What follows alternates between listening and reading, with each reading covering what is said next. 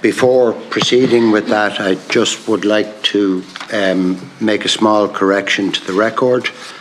The company that I represent is Dawn Farms and not Dawn Meats. Dawn Meats is I would describe it as a first cousin company. It has completely separate entity and it's led by Niall Brown.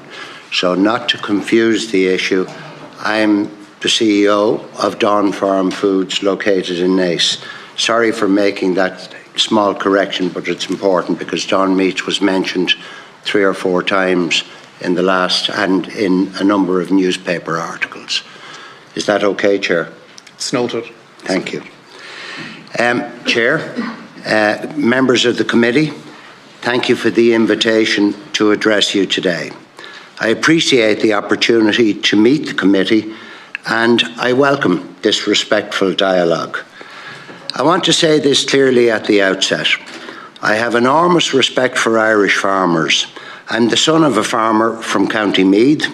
Farming shaped my values, my work ethic and my understanding of markets. Today, many part-time farmers work across my business at every level of the organisation, and my company is fundamentally connected to Irish agriculture, economically, socially and personally. Since this matter was first raised, I have taken it very seriously. I understand the frustration being expressed by farmers, and I fully respect their right to voice concern. However, I do not support the behaviour of IFA members occupying Bord Bia reception in recent days. It's also important to clarify my role as Chair of Bord Bia. Occupying Bord Bia reception in recent days. It's also important to clarify my role as Chair of Bord Bia. It is a non-executive position. As a Chair, I do not manage day-to-day operations, run quality assurance programmes, or manage the organisation. That is the remit of Mr. Jim O'Toole, the gentleman on my left. That is the role of the CEO and the executive leadership team. I applied for this role because I bring the perspective of international markets and global customers, experience that matters for an export-led organisation such as Bord Bia. I co-founded Dawn Farm Foods in 1985 with the Quealy family of Waterford, one of Ireland's finest farming families. And I think you all know the other enterprises that have been developed by the Quealys over the years. Today, Dawn Farms employs 1,400 people, 700 of whom are based at our headquarters in Naas, County Kildare. We are the largest cooked meat ingredient company in Europe, with manufacturing operations in Ireland, the UK and Germany, supplying customers in 55 countries worldwide. Since 2020 alone, our economic impact in Ireland is in excess of €1 billion, and the majority of that represents Irish-sourced raw materials, wages and services. It's important to clarify that Dawn Farms does not kill cattle or produce beef. In fact, we are a major customer of Irish beef producers. We specialise in customised cooked meat products for our clients. That's an easy sentence to say, but perhaps difficult to understand. Think pizza, sandwiches, ready meals, recipe dishes, and think every major restaurant on the high street across Europe. I can guarantee everyone on this committee who has enjoyed any of the above products in any of the places we serve, you have almost certainly consumed products supplied by Dawn Farms in Naas at some point in time.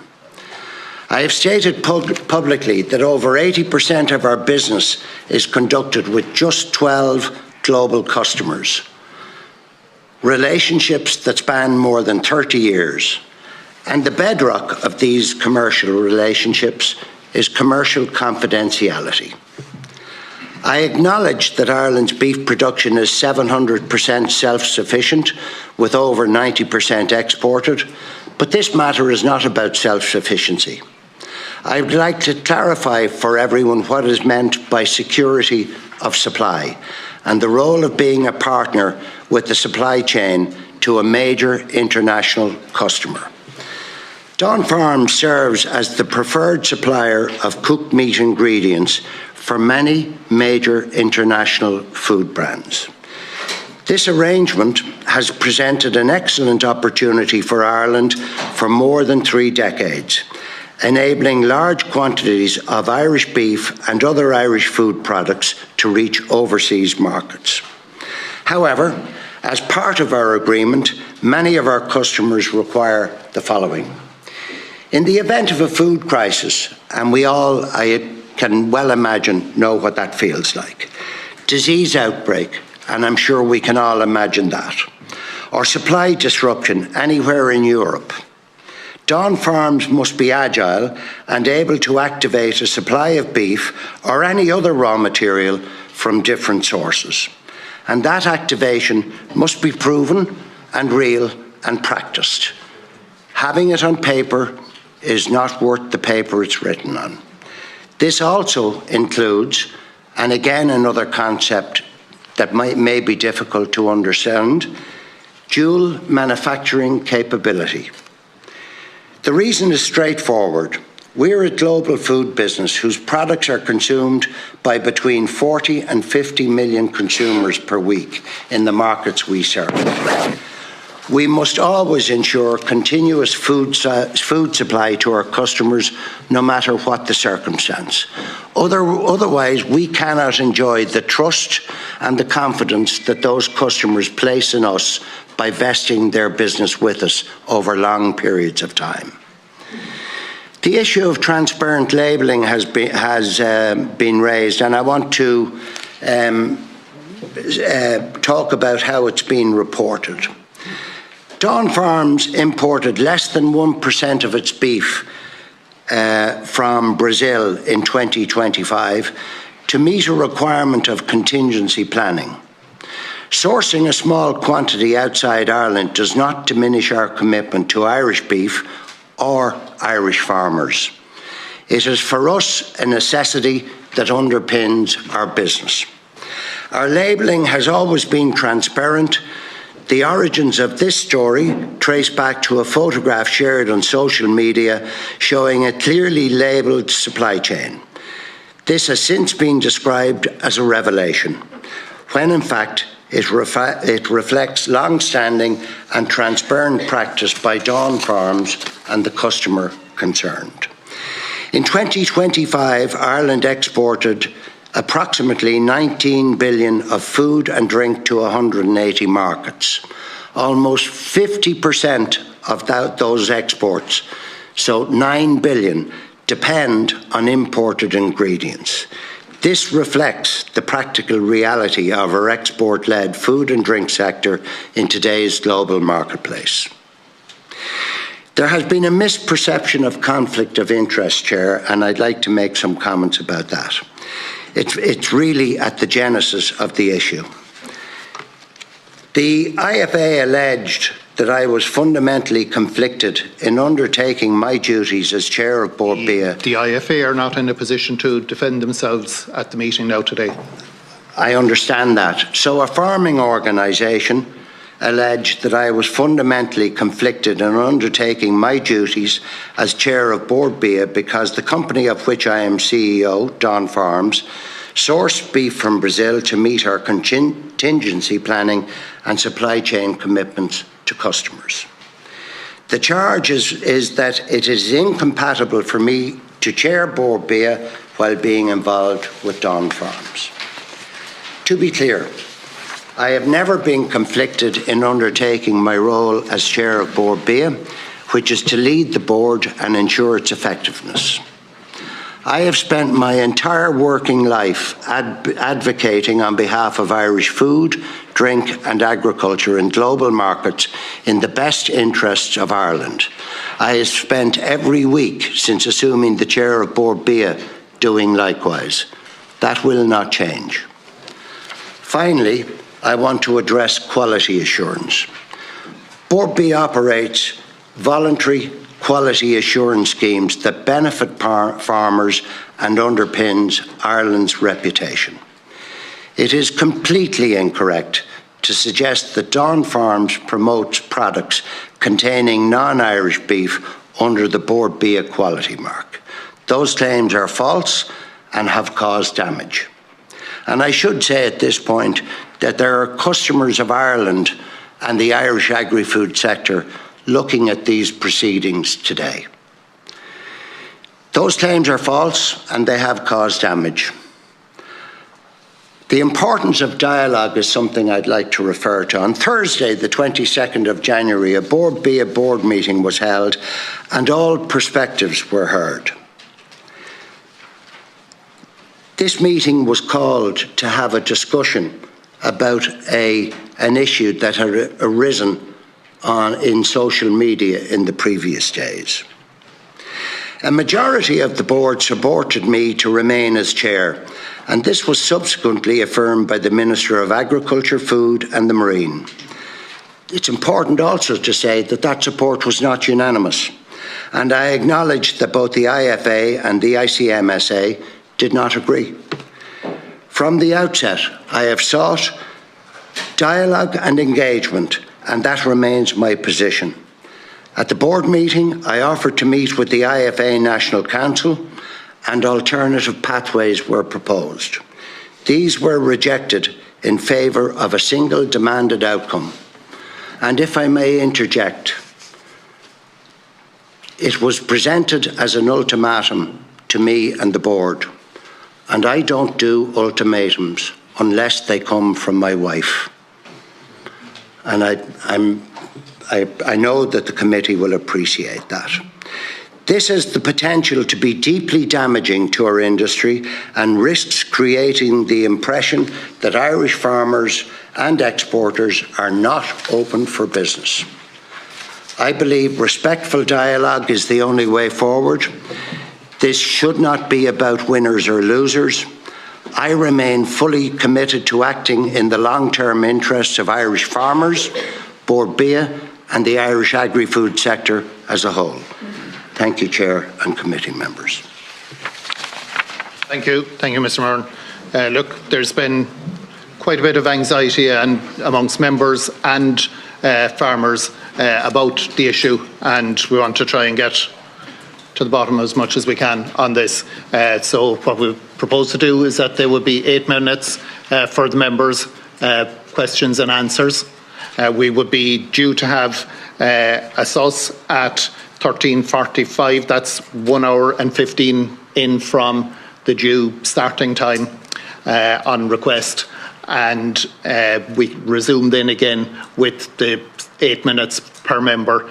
The time afterwards then available to the additional members who have come in, whatever time will be available.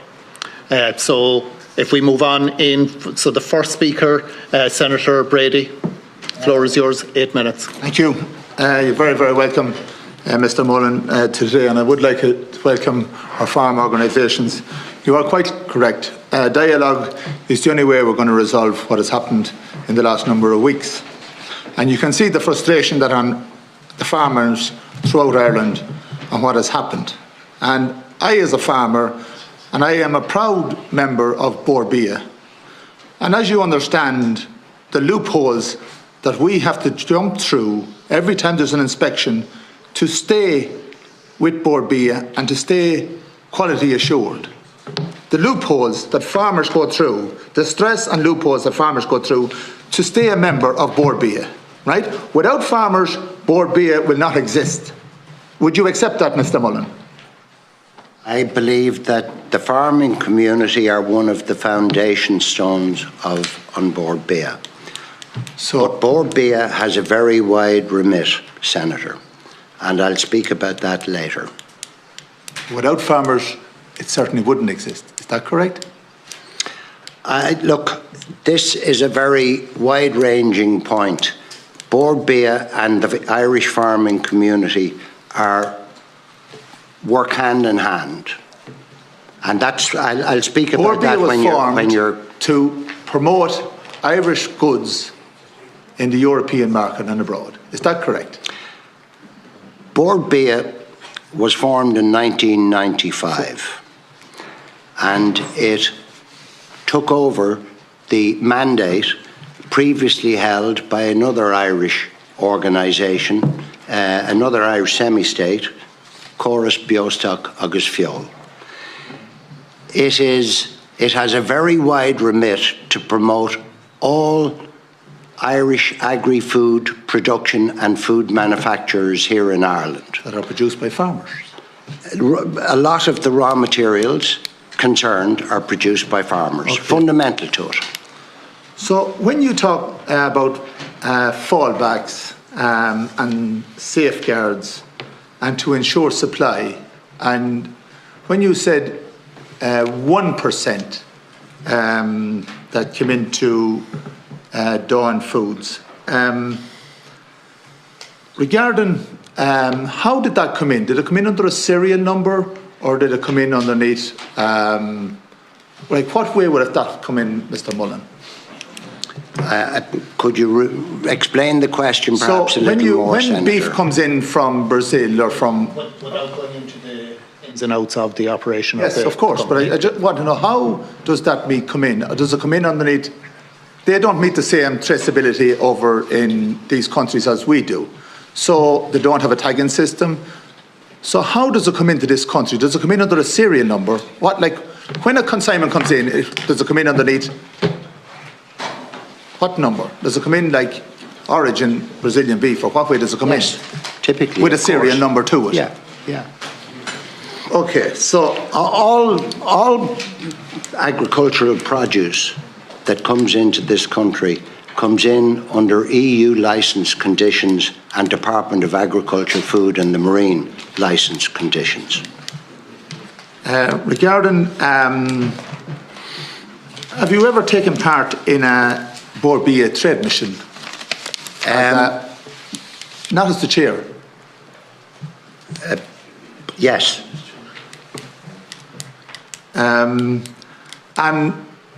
when we talk about these trade missions, you would have met consumers or companies abroad where they would want to deal with companies in this out of that trade mission. Is that correct? Of course, yes. Right. And I think just to add to that, Senator, Dawn Farms has participated in practically every major food show in Europe that Bord Bia has been part of since the day it was founded. Roughly how many tonnes of beef comes in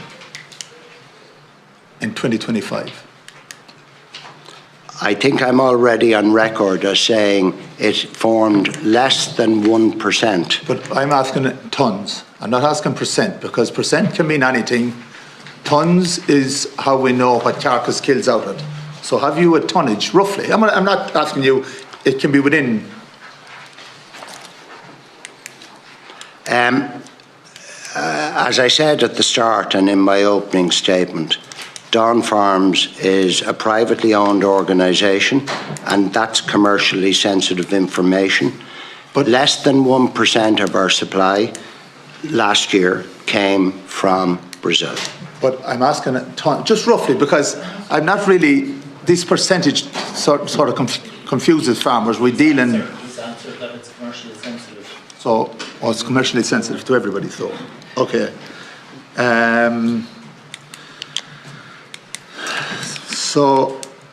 We'll go back to Irish quality food and drinks. So, a Q quality, Diamond Taste Award, the Bord Bia quality, Irish Food Awards, Nahiran. These are all symbols that appear on what is 100% Irish produced food, which would say slaughtered in Ireland with an IE 300 EU code or something like that. Is that correct?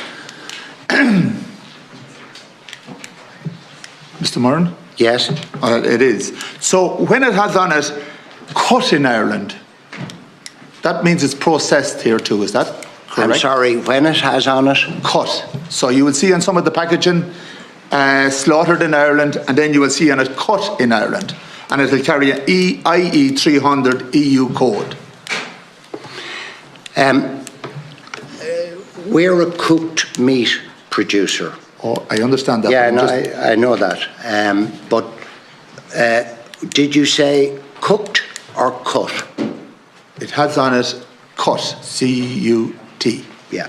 Not cooked. That doesn't apply to any products that you produce. That Dawn Farms produce. But you would source it from these companies, is that correct?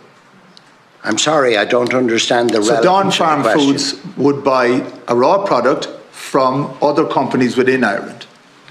I think it's important to say that there's two questions there, I think, Senator.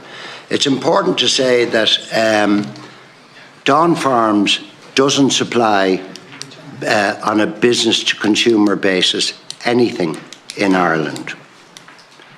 We are a business-to-business company. We specialise in customised cooked meat ingredients. And when I say customised, it means that the product is unique to that customer. We have very few generic products, and we don't sell anything through retail channels whatsoever. Okay, can you provide company evidence to clarify the amount of imports and exports I need and to the move on, numbers? Deputy Clare. Is that possible? Thank you, Deputy Clare. Yeah, thank you, Cathaoirleach. And just first of all, just to welcome our guests in today, and also to welcome all the farming organisations who've taken the time to come into this committee today. And look, just first of all, just at the outset, I, like many of my colleagues, I've spoken to dozens of farmers right around Carlock, like anywhere I'm from, and indeed around the country, in the last couple of days and weeks in relation to this specific issue. And to say that they're angry and hurt and frustrated would be an understatement. As we all know in this room, Irish farmers are world-class leaders in food produce, and food standards are to the highest standards in the world. And we all also know that Bord Bia is the quality assurance side of the arm. But first of all, Mr. Murrin, just in relation to your private enterprise, Dawn Farm Foods, you're entitled to run that business as CEO whatever way you want to do. And that's absolutely up to your discretion as CEO. And it's very successful, and you have 1,400 employees, and 700 based in Askell there, and that's fine. For me, where it gets conflated or where it gets hazy is where on the one side you have a private enterprise that's running the way you want it to run. And on the other side, you're chair of an organisation, Bord Bia, which has responsibility for promoting and marketing Irish beef on the international stage. Can you allay farmers' fears as to where that is not a conflict? Because to me, it has to be a conflict. But you might just talk about that, Larry.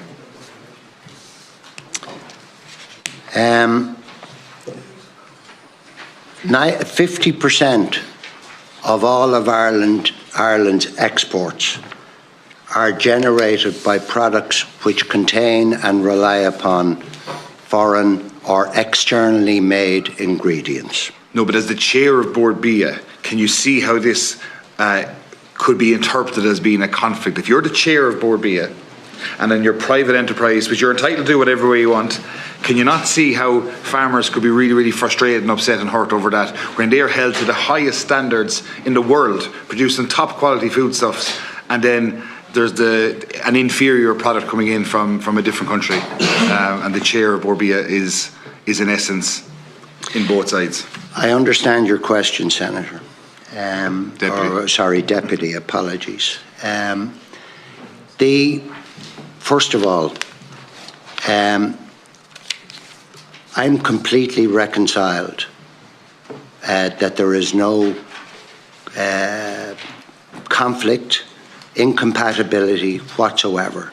But you're reconciled Yeah, I mean, well, for yourself, I get it. But could I you came see how, here today, Deputy. No, I understand. I came here today, Deputy, under invitation Yeah. to have the dialogue with the committee and its members and the observers in the gallery, all of whom I have the greatest respect for. And I can appreciate that, but I'm bound by the clock and there's other speakers to come in. So I understand that you say that you're reconciled. Can you understand how farmers out there see a conflict here? And I'm here to give background and dialogue to that. So can I explain? There's nothing wrong has happened here, nothing underhanded, nothing illegal, nothing in any way dark about it. Our business model in Dawn Farm Foods is well known and recognised by every government stakeholder that is out there, and has been since the day the business started in business 40 years ago. We cannot create Fortress Ireland here. We rely on being able to satisfy the needs of our foreign global customers. Can you understand how this issue is undermining farmers' confidence?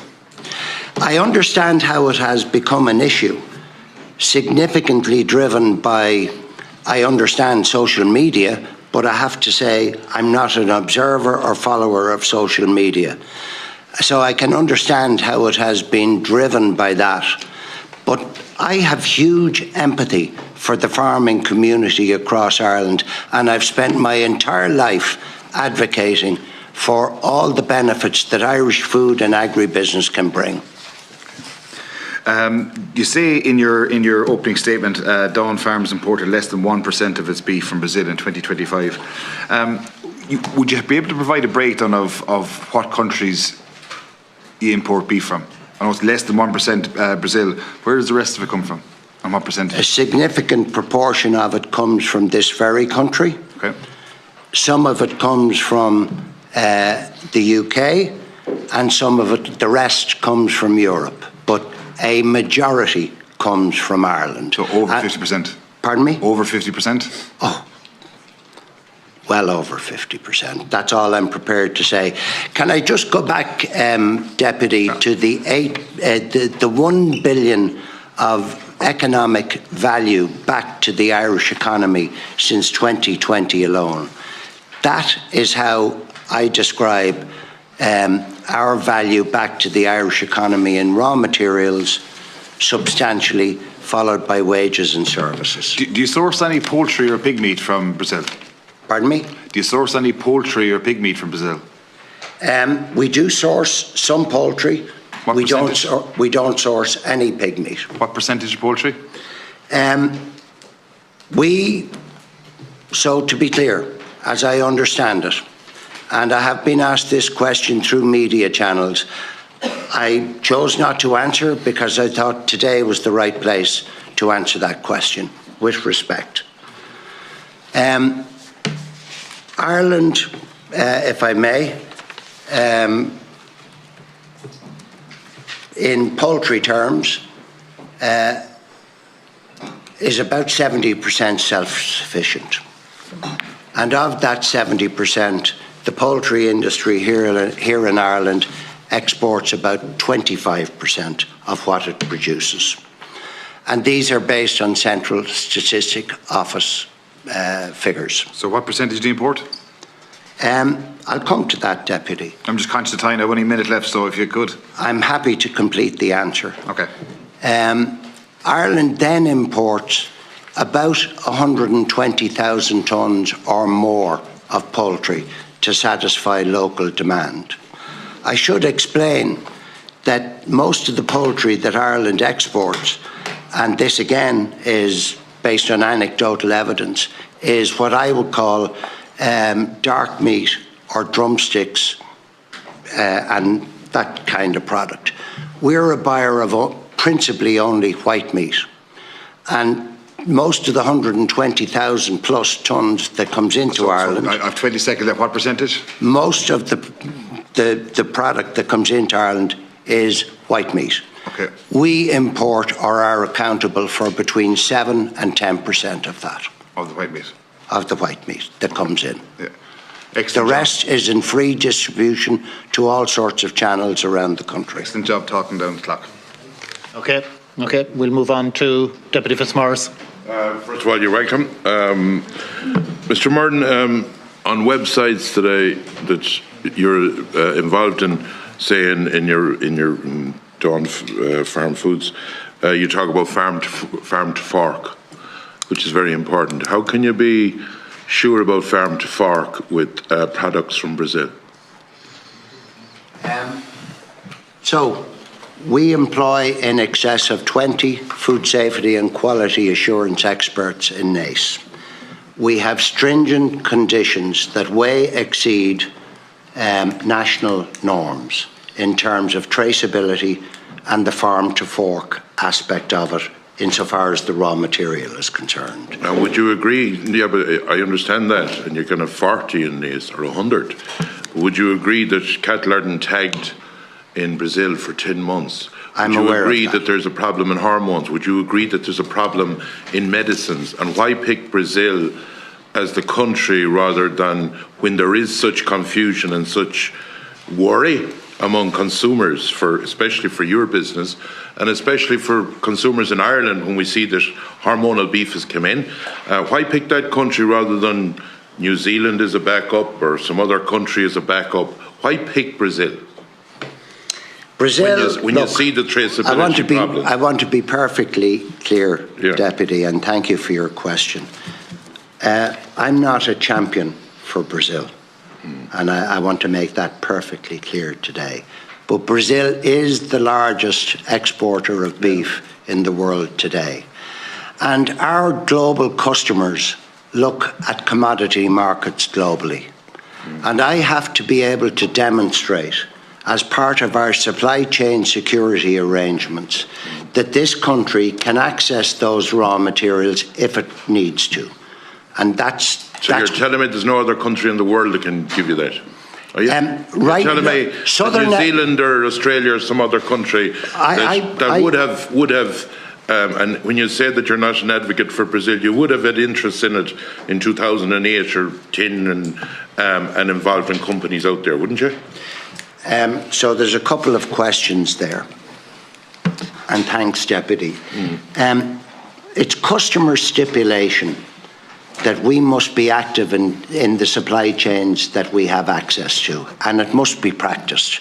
There's no point in it being written down on a piece of paper. But in fairness, can you answer just one thing? In Ireland here, with Bord Bia's help and the great systems and the farmers, if Michael Fitzmaurice is a bullock or a heifer, it is traced from the day it's tagged to the day it's killed to the person that eats it in the shop. If Michael Fitzmaurice lived in Brazil, you haven't a bull's notion that it was me that reared that. Would that be fair to say? I don't think it is, Deputy, because frankly, our quality assurance teams work with the most reputable companies in Brazil when they need to, and they have stringent requirements insofar as quality assurance systems are concerned, and very demanding timeframes. And had you ever, say, with such quality, had you ever a meat recall in your company? In 2008, Deputy, we had a food safety incident which was nothing whatsoever to do with Brazilian beef. Okay, all right. Mr. O'Toole, the Computer and Auditor General material level of non-compliance in procurement. Deputy, the questions are to Mr. Murrin. All right, okay, I thought I could talk to them all. In relation to bringing in, say, the percentages, you talk about 1%. Do you source food from third countries in relation to chicken? And can I ask you, from Bord Bia quality assured farmers, what percentage of your meat is in Ireland sourced from that? From Bord Bia quality assured farmers, not from factories. I would say the significant majority on the island of Ireland are equivalent. So it's Bord Bia quality assured or equivalent in Northern Ireland or farm assured? Because here's the point, and I want to come back to the audit question. I absolutely understand how Irish farmers and the demands of the Bord Bia quality assurance audit. I want to say to this committee that without quality assurance, we don't have markets abroad for the products that we produce as a country. And quality assurance in everything is fundamental. At this committee 2 years ago, I was asked the same question. I didn't have an opportunity then to explain to the committee, but I'd like to just briefly explain now, Deputy. Yeah, I haven't that much time. My own business in Naas, Very briefly, please. yeah, my own business in Naas undergoes an average of 50 audits a year from our customer base across the world. Those audits will be about quality assurance, they'll be about food safety, they will be about SEDEX. Okay. Half of those audits are 2 to 3 days in duration, and a significant percentage are unannounced. Right. So the message is that quality assurance applies to us all. Have you a gold status under Origin Green with Bord? Not at this time. No, why not? Our business... Did you lose it in the last 2 years? No, we didn't obtain it in a recent Let's year. split the difference. Okay. A straight question to you. You've seen the debacle that has been caused over the last few weeks. You have said that you've bring meat in from beef in from Brazil. Going forward, do you intend to keep doing the system you're doing? And the question I would ask you is that I noticed that in 2020, 21 and 22, I couldn't find your contingency plan. But ironically enough, when beef was like 45, 50 and 55% dearer in Ireland or in Europe than Brazil, in 24 and 25, that's when this 1% I was looking at, and maybe I've erred in my research. But are you going to continue bringing it in? Again, there's a couple of questions there, Deputy. Brazil has been on the contingency list from many of our top 10, 12 customers for a significant period of time. They don't have to buy from Ireland or buy Irish produce, but they do. And I've represented that in my answer regarding the amount of Irish beef that we buy. The issue of contingency going forward, I have to say that somewhere in the southern hemisphere will always be on our contingency list. And the question is accessibility. And we have to be able to demonstrate that to our global customers. My last question to you, We need to move on. Deputy Kenny, please. Thank you very much, Chair, and thank you, Mr. Murrin, for coming in, and your colleagues. Look, I've read your opening statements, and I've also read the additional information, the Bord Bia supplementary submission in respect of that. And one of the things was drawn to was that the code of conduct for board members. And in the code of conduct, it states that board members will disclose outside employment, business interests, conflicts or potential conflicts of interest, and will disclose them to the board. When you were appointed as a board member, did you disclose to the board that you were using beef products from Brazil or from outside the European Union? Let me be clear. I'm obligated to disclose under the Ethics in Public Office Act it's an estimate by me for now more than 20 years, but Bord Bia will be happy to confirm that. Any other commercial involvement I have, and the business model, as I referred to in an earlier question, is very well understood by the government stakeholders that Dawn Farms use.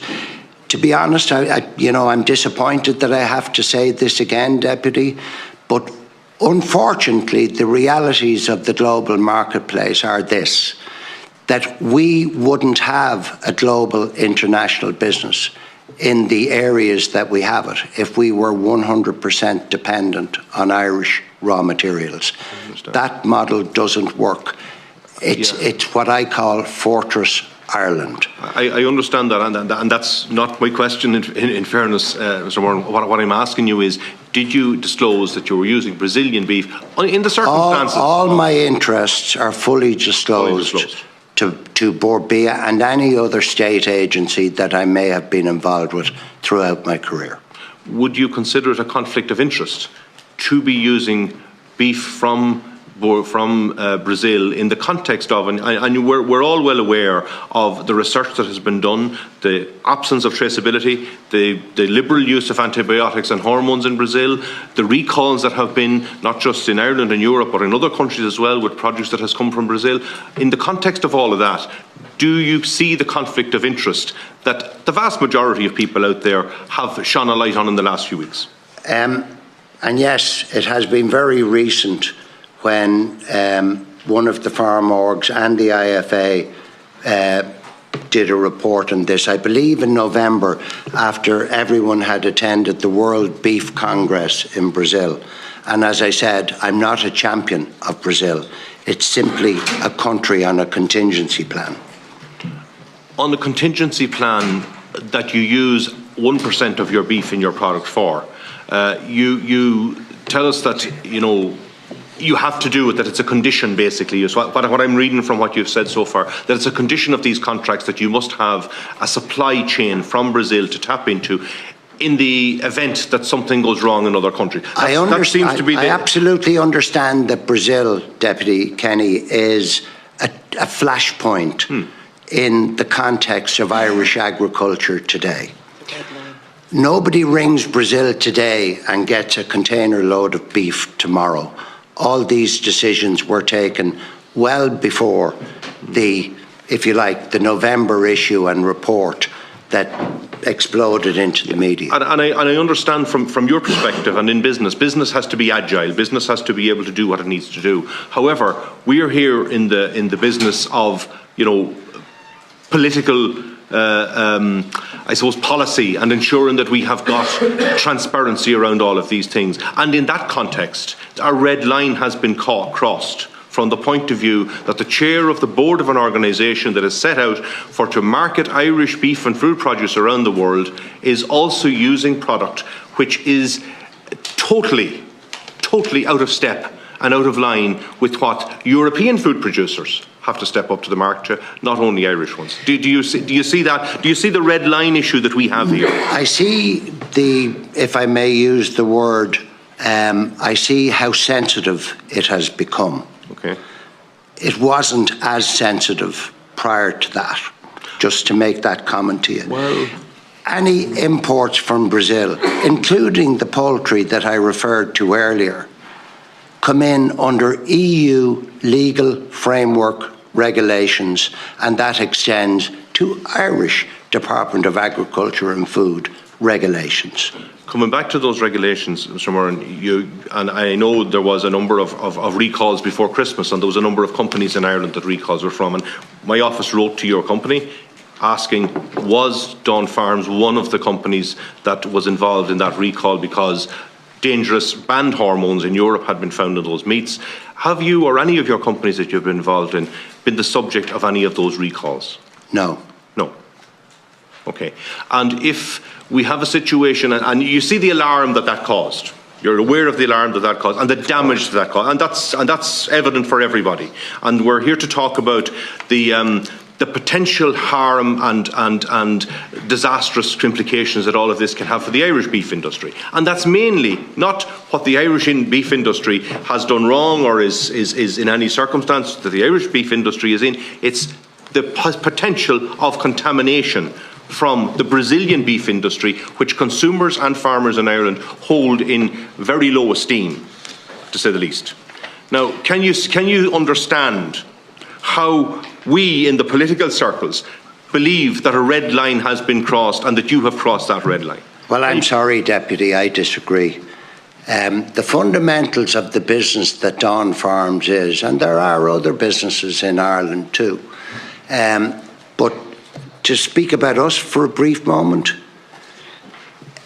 What we do is a little bit like making the engines for BMW, if I may draw that analogy. Everything is done in accordance with the customer's specifications. 40 to 50 million consumers a week consume products that we make through some of the best known brands in the world. And I explained this in my opening statement. Yes, yeah. So those brands cannot afford not to have product on their shelves. Supply chain security is the #1 issue, higher than price, I might add.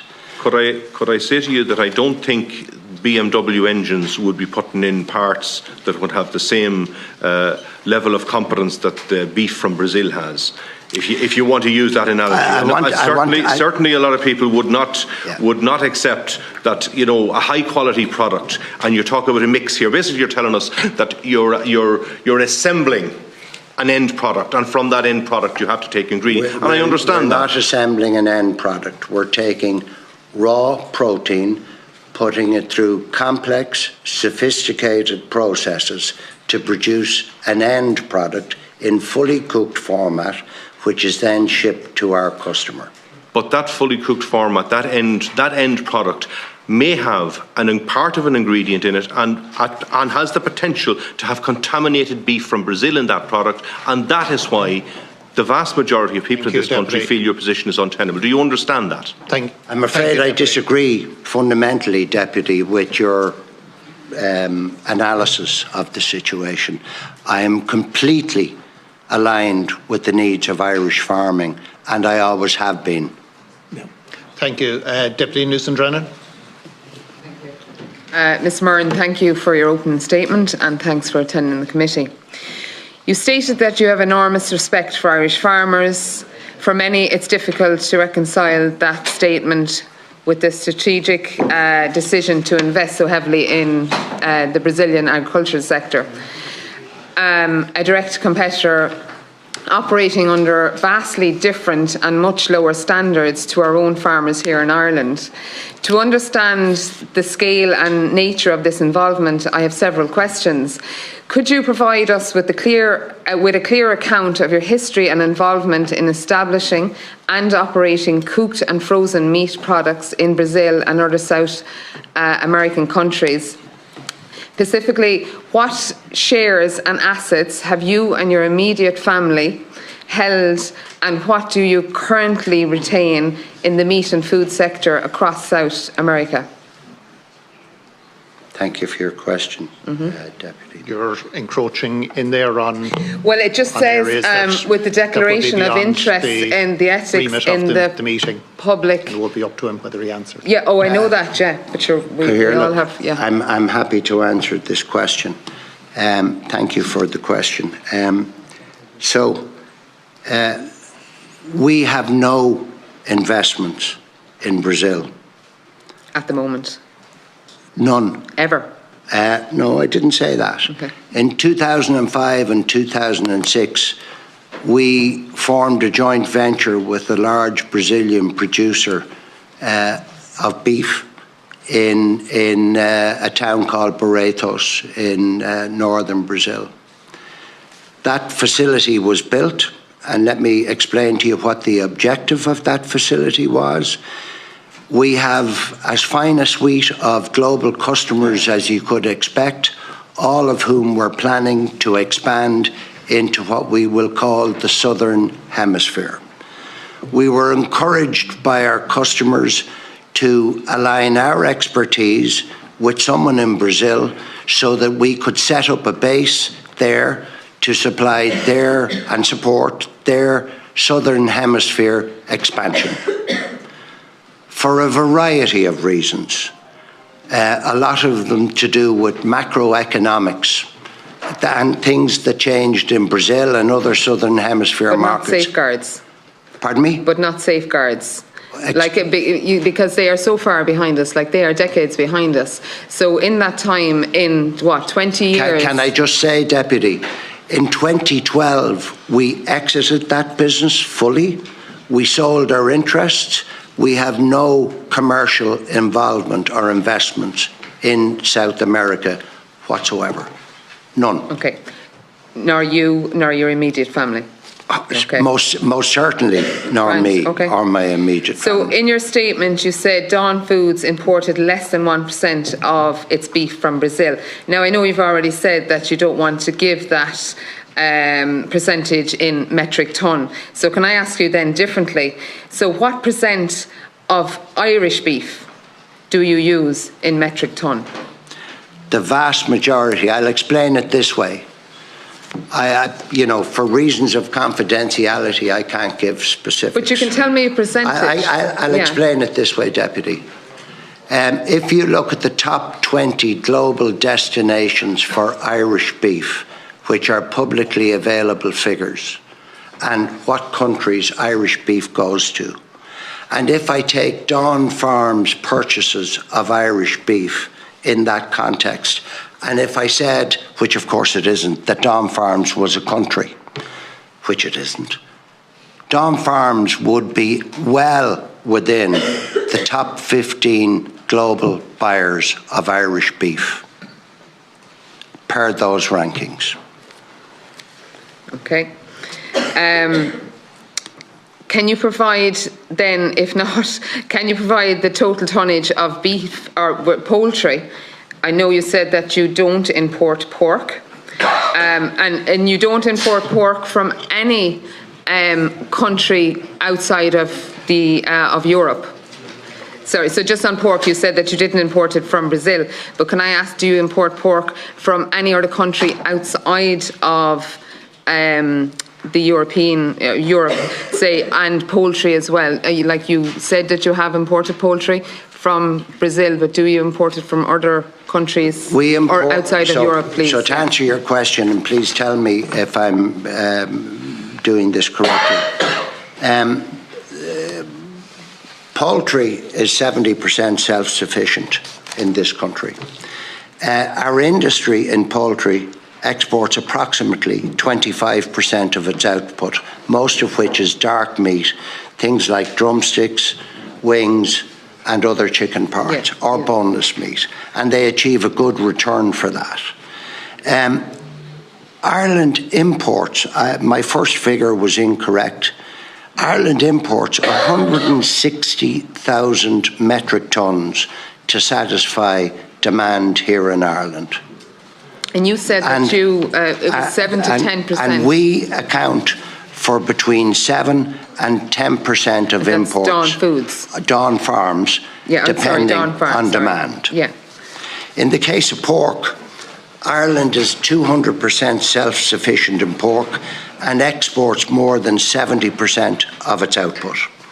Ireland imports 80,000 metric tonnes to satisfy domestic consumption, 80,000 metric tonnes.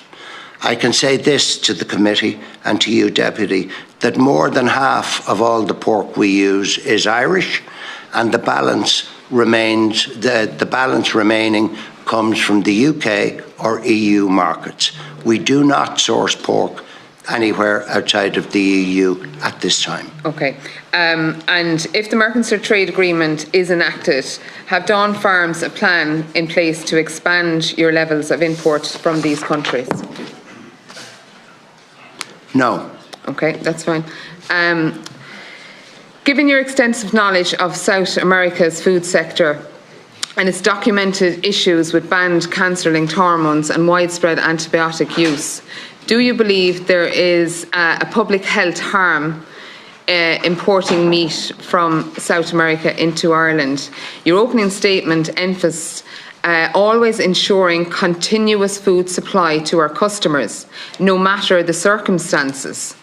Is that use of meat that may contain these banned certain hormones and stuff, is it a red line for Dawn Farms, or does the position of continuous supply override these concerns, or is it just all about profit margins at the end of the day? So, does it not concern you, that it is a public health issue?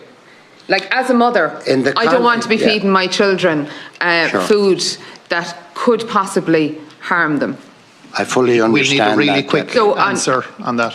Pardon me? We'll need a really quick answer, please. Deputy, I have full confidence in any sourcing Dawn Farms has done that it is fully compliant with food regulations and is also compliant with EU and Irish regulations in the context of those products. Do you have access to what meat that you're bringing in? Thank you, do Deputy. you have access to the records of testing that was done on that? Please, Deputy Newson, discontinue. We're due a sauce for 10 minutes or sooner if the witness is available again.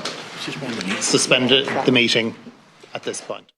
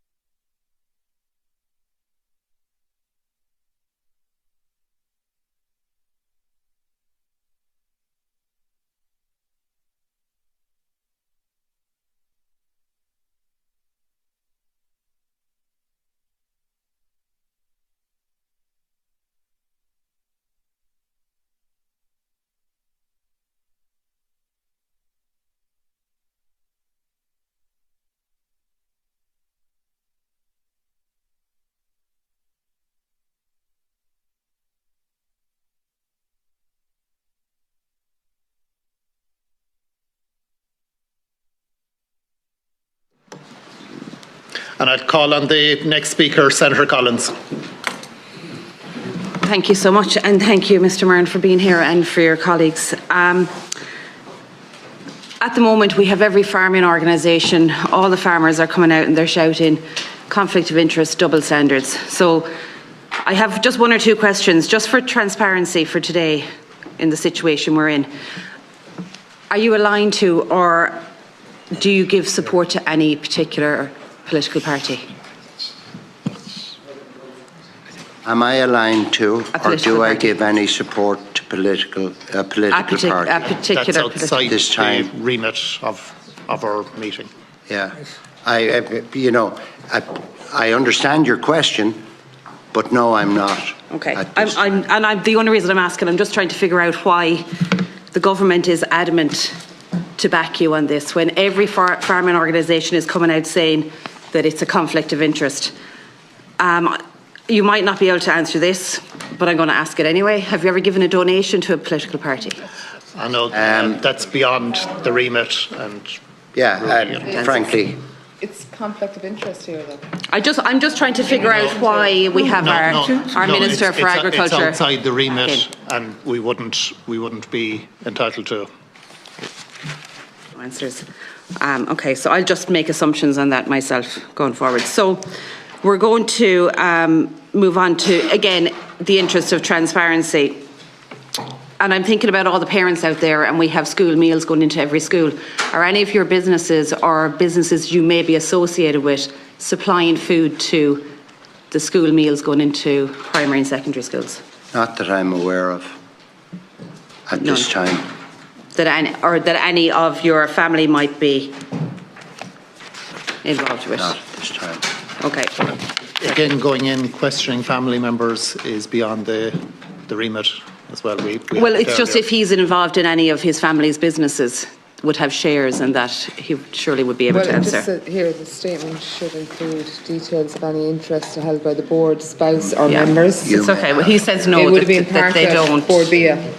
Senator Collins. Conflict of interest. Yeah, that's okay. They don't supply to schools. That was my question. Just on the imports and the contingency, this 1% contingency that has been spoken about. There was no 1% brought in. You didn't have any imports from 2020 to 2023, from what I can see. Absolutely. Is that correct? We didn't have any imports from Brazil in those years, principally due to COVID and the geopolitical disruption that took place during those years. And it was part of the logic that caused us to feel that we had to once again test that the contingency worked because talking about contingency is no use.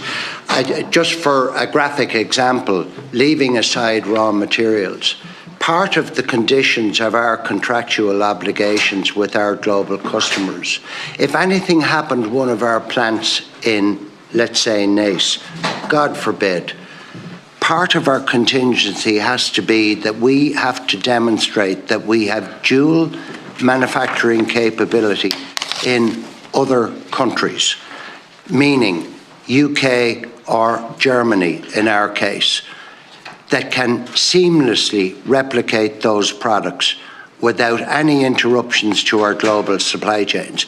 Without contingency, Ireland wouldn't enjoy the level of support it does from customers. So you're saying you didn't import for the contingency in those 3 years from Brazil, but did you import it from another country? Our raw material requirements in a depressed consumer market, because we don't serve retail, our raw material requirements in those years were principally supported from Europe.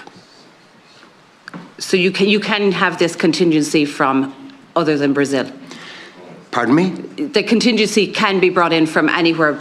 It doesn't have to be Brazil. So our contingency that the Agriculture Minister spoke about yesterday to me in the Senate doesn't have to be contaminated. It could be from other countries. It doesn't have to be contaminated Brazilian beef. That question assumes that all of Brazilian beef is contaminated. I said I'm not a champion for Brazil, well, when they're not but tested, that isn't the case. When they're not tested or they're not tagged, we can't guarantee that they're not all contaminated. Surely. It works both ways. We can't prove that they all are, but we also can't disprove. Senator, I'm happy that our quality assurance systems and the high standards we set assure our customers, and our customers audit us against that standard, as I said earlier, 50 times a year. Okay, so I'm going to go back to one of my colleagues' questions on the testing of your imports. Is all of the beef that you import tested?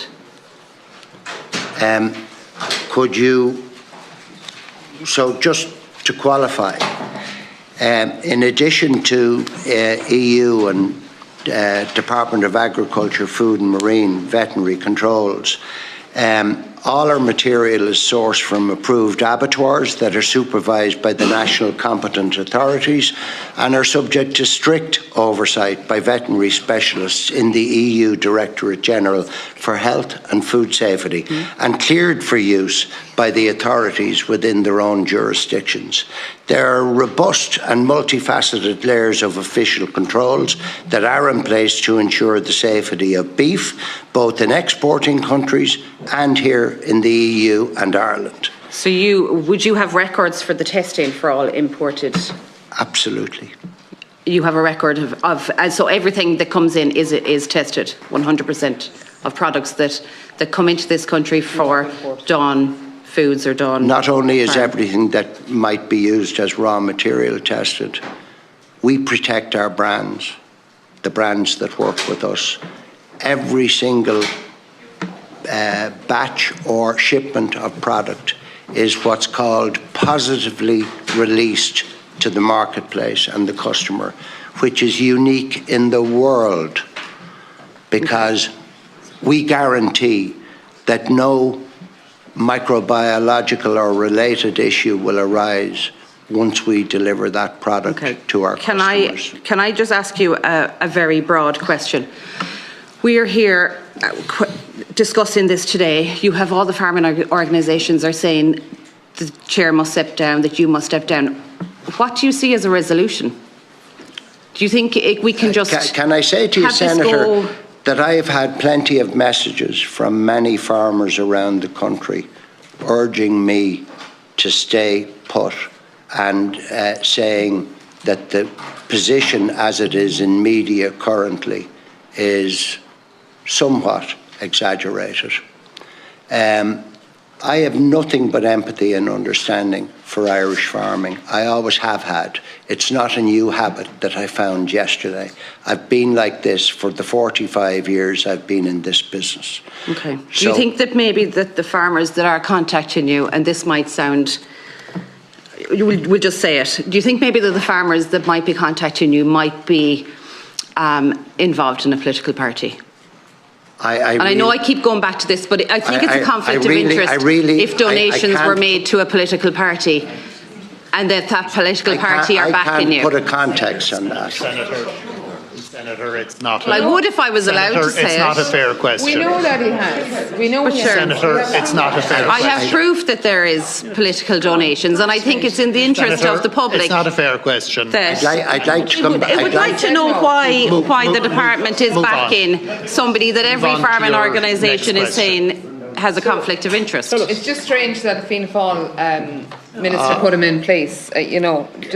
Senator, move on to your next question. It's okay. I'm not going to get the answer, so thank you. Here, look. May I answer the second question the Deputy asked me about what do I think resolves the issue? Please do.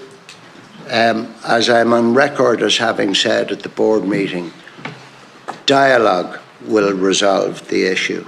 Dialogue between myself and the farming organisations and the Minister. Thank you, and maybe Senator a bit of Daly. transparency as well. Thank you, Chair. I welcome the witnesses here today. And look, we've been here a long time now, and we've heard a lot of talk about Brazil, but we're going round in circles, in my opinion, on it. We're not going to get any more definitive information. I just go back on two questions that were asked previously that I didn't think we got answers for. One was, is your importation of beef based on price? You're a businessman. I've been in business myself for a long time. You know, it's all about the margin. Are you based more on price than on quality is the first one. And you also said earlier you didn't have the gold standard. Why didn't you get the gold standard? So, to answer your first question, price had nothing to do with us being able to demonstrate that we could source in the southern hemisphere, in this case Brazil, if the need arose. Nothing whatsoever to do. If that was the driving force, why wasn't the tonnes a significantly greater percentage?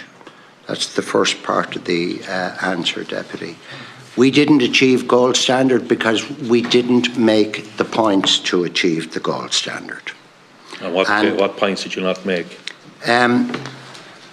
The site on which we operate holds an environmental licence from the EPA in the name of our parent company, the Arrow Group, which is a Quealy family holding, and the site was placed on the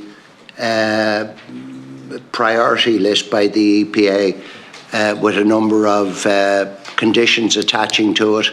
And so the whole site actually has 1,000 people on the site. 700 of them are Don farms. And I take the EPA, as do all the directors, very seriously. And I think members of the farming community know this as well as members of the food and drink industry. We absolutely have compliance with EPA priorities nationally as a very high important goal to But I fail to achieve. see the correlation between the EPA and the Bord Bia gold standard.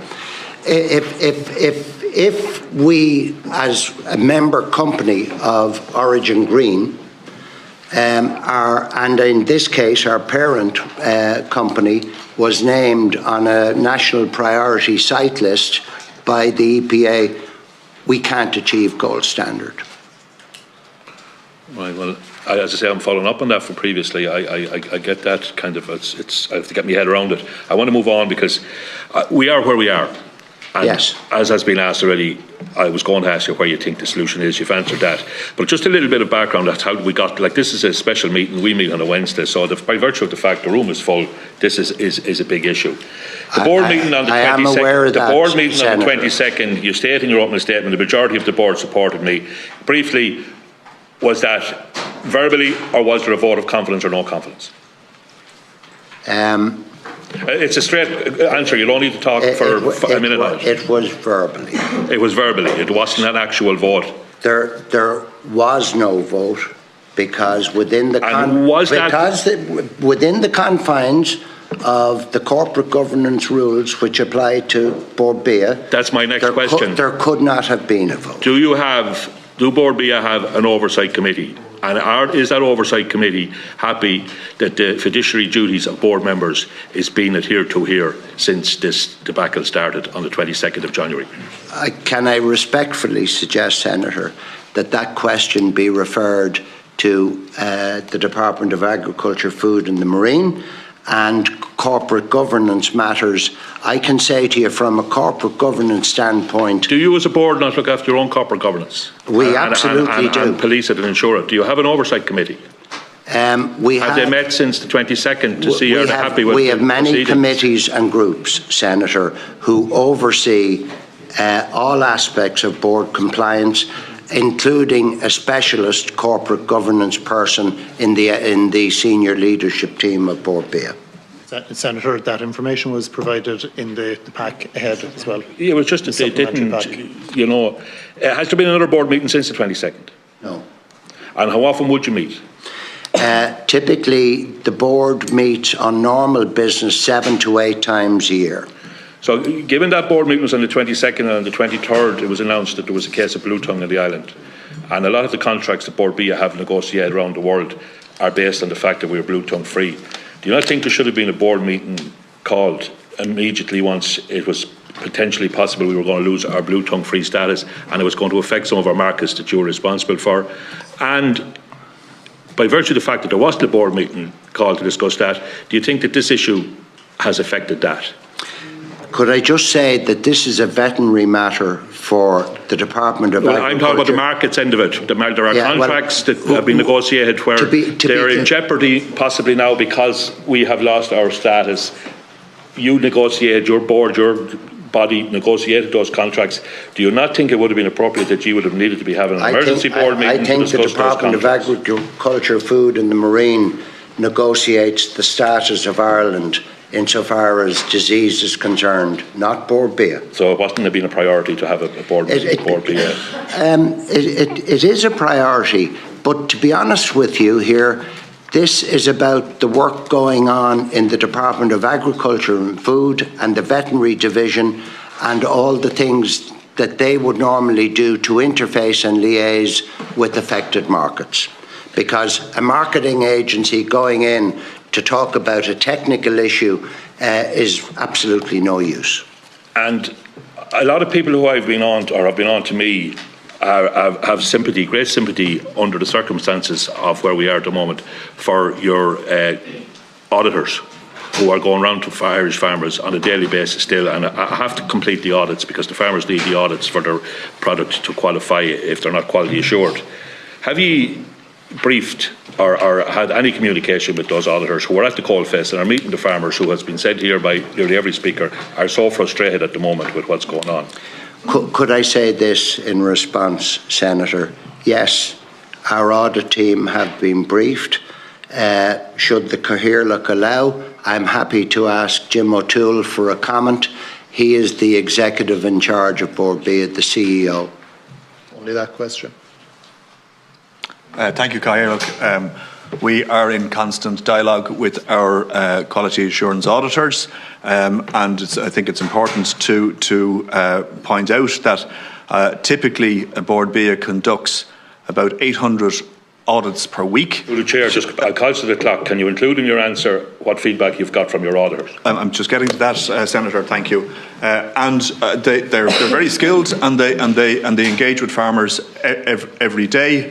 And they engage them very professionally. Of course, they hear direct feedback from farmers, and they engage them on the flooding, on the bad weather, on any issues that are on their minds. And on this issue, the key metric for us in terms of how this issue is playing out with farmers and our farm auditors is the level of cancellation, that if farmers don't want to participate in our quality assurance scheme or because they feel aggrieved about something, that they would cancel their audit. I'm happy to confirm to you and to the committee that the level of cancellation that we had at farm level from our auditors is the very same as it was last year and the very same as it was the year before for this period of time.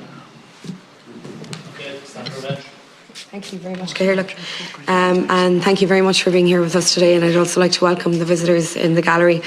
I suppose, look, a lot of the questions that I've been thinking about have already been addressed, but I was struck by, in your opening remarks, you said proceedings here today are being watched and this could have consequences for us. I'd like if you could elaborate on that as to what you meant. Thank you for your question. This is a very sensitive issue, and I would absolutely recognise that. My company has done absolutely nothing wrong, and the issue has been amplified beyond its actual importance in the context of Dawn Farms or any other Irish company being able to negotiate and fulfil not just contracts, the relationships that we have in the job that we do for our customers are of significant depth and standing in terms of years of service. We cannot send a message out here that this is Fortress Ireland, that no non-Irish materials or ingredients can be used to produce the products that those customers source in Ireland, trust Ireland and rely upon to fulfil their supply chains. That's very significant indeed, and it is potentially long-term damage to the Irish food and agri sector. That's the context. Thank you. And I suppose following on from that, in terms of the trade deals that you speak of, and when you look at your own company that you have a product based in up to 55 different countries, if you could, I suppose... I'm sorry, could you repeat that? Sorry, just in terms of trade deals, I suppose more generally, in light of your previous comments just now, but also I suppose in terms of the way in which your company, Dawn Farms, actually works. If you could talk us through, I suppose, a bit more the way in which you attain these trade deals, and also in relation to contingency. And obviously the question here today is in relation to the 1% of Brazilian beef that's used as a contingency. But is there a cap on that, or could that be increased, or is it foreseen that that 1% would increase in terms of existing trade deals? Could you excuse me just one second?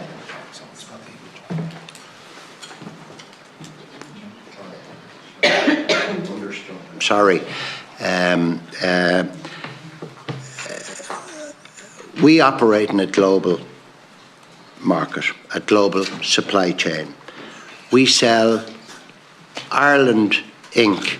We sell our innovation, quality, food safety expertise, our manufacturing capability, and we sell our ability to protect our customers' brands. These are very large brands, not small brands. And even, to be honest with you, if they were small brands, they were small to us at one point in our trading history with these brands. The products follow. We started out selling Irish expertise and developed our business in that mode from a 12-man startup in a converted industrial warehouse in Ballyfermot in Dublin, proudly I might add, 40 years ago. We have become an integral part of the Irish agri-food and raw material sourcing scene. I am very, very proud to sell Ireland Inc.'s full capability every day, and Irish agricultural produce is a significant part of that, especially beef and pork. Unfortunately, I'd like Irish chicken to be more available than it is, but it isn't, as I've already explained. Thank you. It's been commented on already, but as you will be well aware and fully understand, the crux of this issue here is the double standard that is being felt by farmers across the country. I myself are from a farming background. We're part of the Bord Bia scheme and the quality assurance that comes with that. And whilst they are rigorous, they're necessary. And again, you can absolutely, and I think your comments have said that, can understand where this frustration is coming from with farmers when you do have, albeit a limited percentage, but a percentage of your product is coming in from Brazil. How do you see this playing out in terms of, do you believe that this standoff can be addressed, that we can come to some kind of a resolution? I know there are some farm organisations feel we can't, whilst obviously there are others that feel that we can. So how do you feel is the best way forward to address this? And can you outline, I suppose, in terms of your interactions that you've had with farming organisations, correspondence, offering to meet them, and any replies you've received in that regard? I believe I'm on the record with the two main farming organisations insofar as dialogue is concerned, and that has been publicly reported. The organisation has declined dialogue at this point in time. So dialogue is the only thing that will resolve this. And I believe that through dialogue we can make Ireland Inc., pardon me for using that phrase, but we can also make Irish agriculture stronger as a consequence of having that dialogue. And only dialogue will resolve this issue, as far as I'm concerned. And how do you feel your own commercial experience over 40 years has helped Bord Bia since your appointment as chairman? I've been deeply involved in Bord Bia since the day it was founded. I served as a member of the Prepared Consumer Foods Subsidiary Board on Bord Bia for just under 25 years. I was appointed by, I believe, 7. I may be, please allow me to qualify that, or you'll research it yourself, different ministers for agriculture. It's important to note that the main board is appointed through entirely different mechanisms. I applied for the role. The subsidiary boards, of which there are 5, and it is a completely unique structure in the context of semi-states. And the reason for that is this: the food industry, in all its guises, including agriculture, is a very diverse sector. When I started in this business, it used to be described as meat, dairy, and other. Pardon me for using that phrase. Now we describe it as meat, dairy, prepared consumer foods, horticulture, quality assurance, and other important areas. Just finally, do you intend to stay on as chairman of Bord Bia? Yes, I do. Thank you. Thank you, Chair. Deputy Ard. And I suppose I just want to say, at first, I am Bord Bia compliant myself, and I thank you for coming in here volunteer today. Following your meeting with the Bord Bia board members, you told RT 61 News the context is well understood by the board members, and as I said, it's not a new fact. When you say it's not a new fact, Larry, can you specify who knew, what they knew, and when they knew about it? And I'd really ask you to be brief. You're wearing down the clock as far as I'm concerned, and fair play to you. Well, go ahead. Thank you for the compliment. Yeah. It's not my intention to wear down the clock. Yeah. I came here on a short notice invitation. Can you answer the question I asked you? Who knew what? Ask any state agency in this country what Dawn Farm's business model is since the day it was founded. And I include in that their mother. All the board members know, is that what you're saying? Yes. Right, Grant. Did Bord Bia board ever discuss whether your commercial activities could damage the agency's reputation? Yes or no? No. Grant. Were Irish farmers whose livelihoods depend on Bord Bia standards and branding ever made aware of this context? Yes or no? I don't believe so. No, Grant. Do you agree with the Irish government's opposition to the EU Merkosur trade agreement in its current form? Yes or no? Yes. You do, yeah. If yes, if the government believes Merkosur poses risk to farmers, right? Consumers and standards, how do you justify your company importing beef from the very same region?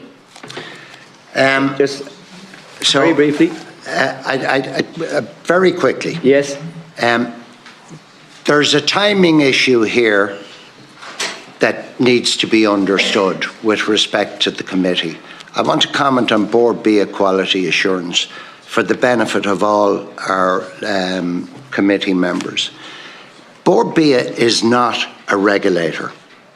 It's been interpreted in this committee today as a regulator. It is not a regulator.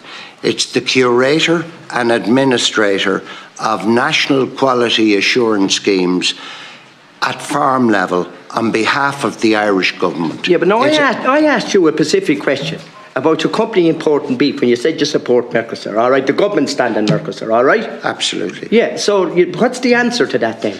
Like, you're going against everything what they said. The two issues are being conflated here. They're not. They disagree with bringing it in because of traceability. You're not going to answer the question, so I'm moving on. In hindsight, do you... Excuse me. I'm sorry. I'm quite entitled. I'm sorry. What then is the answer around the amount... you're asking me. I asked you a question. What then is the answer around Right, can I ask you, Larry, in hindsight, do you accept that this situation has damaged trust? Huh? Given the opportunity. I gave him, I'm not asking 3 times, wearing down the clock. I said the questions were yes or no. Sorry, no, and I'm not to say. You didn't answer the question, so I'm marking that not answered, right? In hindsight, do you accept that this situation has damaged trust in Bord Bia, and do you believe that responsibility for restoring that trust rests with you? I believe that responsibility for realigning and understanding the issue that has brought me here today can only be resolved through dialogue. Right, you answered that right. Next question. If your role as chair is non-executive and about public trust, how can farmers have confidence that Bord Bia's strategic direction is independent when the chair leads a company that imports non-Irish beef?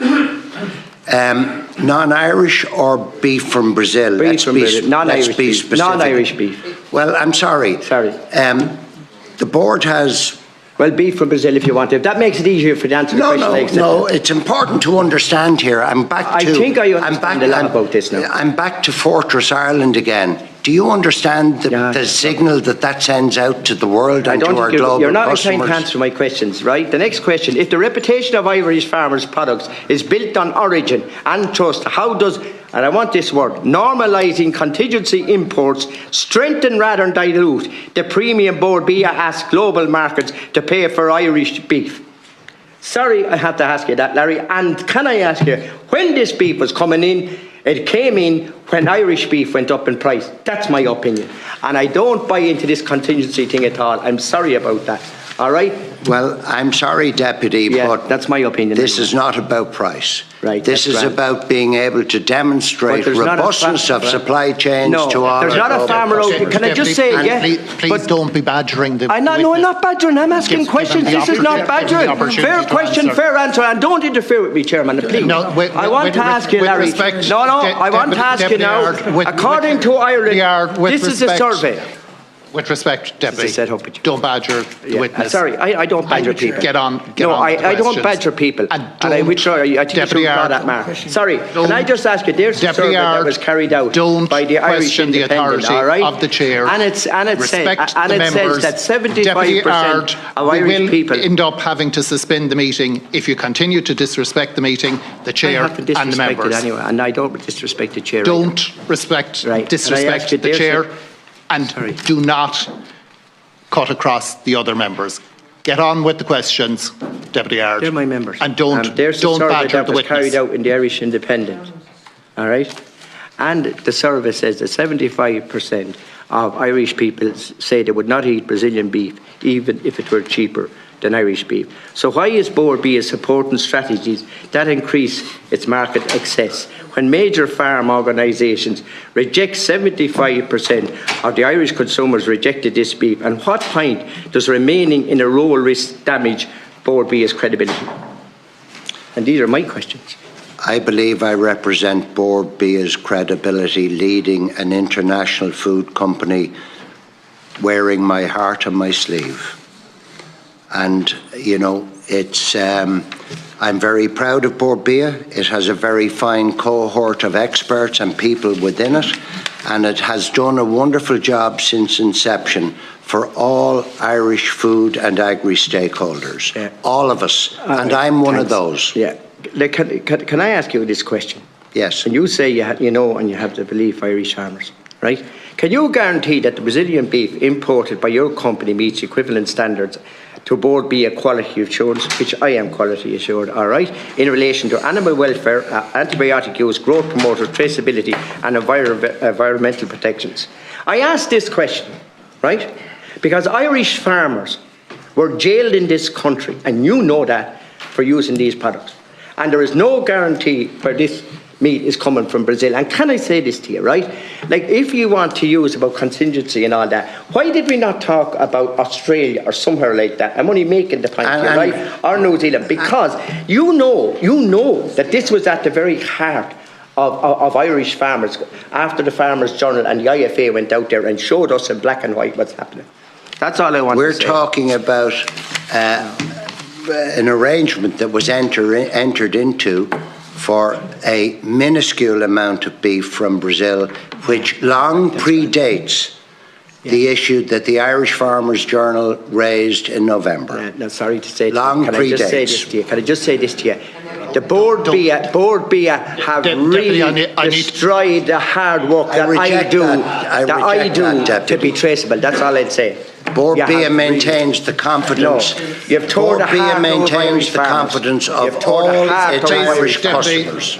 And I'm one of them. Bahan has the floor. Okay, thank you. Well, firstly, I want to welcome Mr. Murrin and his team of people here today. I think there's been an interesting debate and an interesting dialogue. There's been a lot of focus on you, Mr. Murrin, and your business enterprises. And I don't think we're going to gain much further by going on with that level of questioning. I think we must not drop the ball here. Today, we have people before us from Bord Bia, and my focus is going to be on Bord Bia, and it's going to be on the corporate governance and who knew what and when, because I think they're the questions. But at the very outset, I want to say I think it's regrettable this has become a deeply personal issue. I'm unhappy with the level of commentary that I've read. I think people need to climb down from this mountain that they've built, this barrier that they've built in front of them. We owe it to the farming community, the agri-food sector, that we serve them well.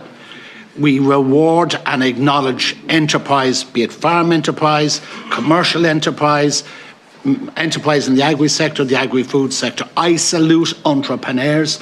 I support entrepreneurs, be they small one-person operations to a large operation. I think that's important. I want to acknowledge the amazing work that Bord Bia do. It is ultimately focused on, I would like to think, driving our exports. We showcase, we have a wonderful global food story to proclaim, and we do it most of the time. So I suppose at the very outset, I want to put it on the record, I think it's regrettable on all sides that the level has become very personal. And I think we've got to park all of that and we've got to get a resolution. Because clearly, let's deal in facts here. The government are clearly supporting your retention in Bord Bia. There is an issue with farm organisations, some farm organisations that might want change. But we've got to get over that. We've got to get over people's egos. And we've got to get back to business. And we've got to continue to promote agriculture. So I want to just say a few comments then I'll say to you today here. And one is in relation to the corporate governance. I sit on the Oireachtas Audit Committee, and at every meeting that we sit in here, we are asked to state our conflict of interest, if we have any. And if we have, we state it. And if we have to be excused from the meeting, we do so. Can you confirm to me, and let's keep these questions short, can you confirm to me that that practice was always adhered to at every meeting that you chaired in the board? Yes or no? It was. Right. Were there any concerns? Do you keep a log, or you should keep a log, of those conflicts of interest? Always. Is there anything in those logs that you would like to bring to our attention? Not. Well, I don't believe you don't believe it was comfortable. People took appropriate steps to leave if that was necessary. Was that correct? Yes. Okay. So can you then tell us, in terms of two members of your board expressed concerns about your business and operations external to your work in the board, when did they first bring them to your attention? You personally, as opposed to you in your corporate sense, can you recall at what time, date and point these two directors brought concern to your attention? The weekend before the board meeting was held, I spoke with both presidents on the phone and we discussed the matter. And on the Monday morning, the issue was running around on social media for 4 days, I believe, and I spoke with both presidents, and on the Monday morning, one of the farm organisations requested a special meeting to discuss it. The letter was addressed to Mr. O'Toole, the Chief Executive. Another letter was received that evening, Monday evening, and I agreed within 2 hours to hold a special meeting to discuss it, and that meeting was held on the Thursday, which was the soonest it could have been held. And that was the full board? Full that board. Wasn't a side show? It wasn't a side meeting? It wasn't a side telephone call? All present. Okay, that's grand. Okay, I just want to clarify that. I think what's also important, I'm going to confirm it because I believe this to be the case. It is not illegal to import Brazilian beef into Ireland. Is that correct? No, it's not illegal. Right. It's not illegal to bring chickens outside of the European Union into Ireland? No, it's not illegal. I think that's important there are people looking in here today because there's a lot of misconceptions. While it's not ideal, and I have to say I would share farmers' concerns, and I'd like to think that your company would reconsider the importation of any Brazilian beef, be it 1% into Ireland. Do you have any ambition to outsource or look at the sourcing of that again? Could you give a commitment that you would seek to source beef? You've talked about pork. You don't bring pork from outside the European Union. Do you bring chicken from outside the European Union? We are part of an import figure that Ireland imports. We represent between 7 and 10% of all the imports. Okay, that answers that. In terms of beef, would you reconsider, in light of what's happened, in light of the understandable anger of the farming community and their representative bodies, who I want to also welcome here because they are representing farmers and that is the valid reason they're here. And they have a point of view, it might differ from yours.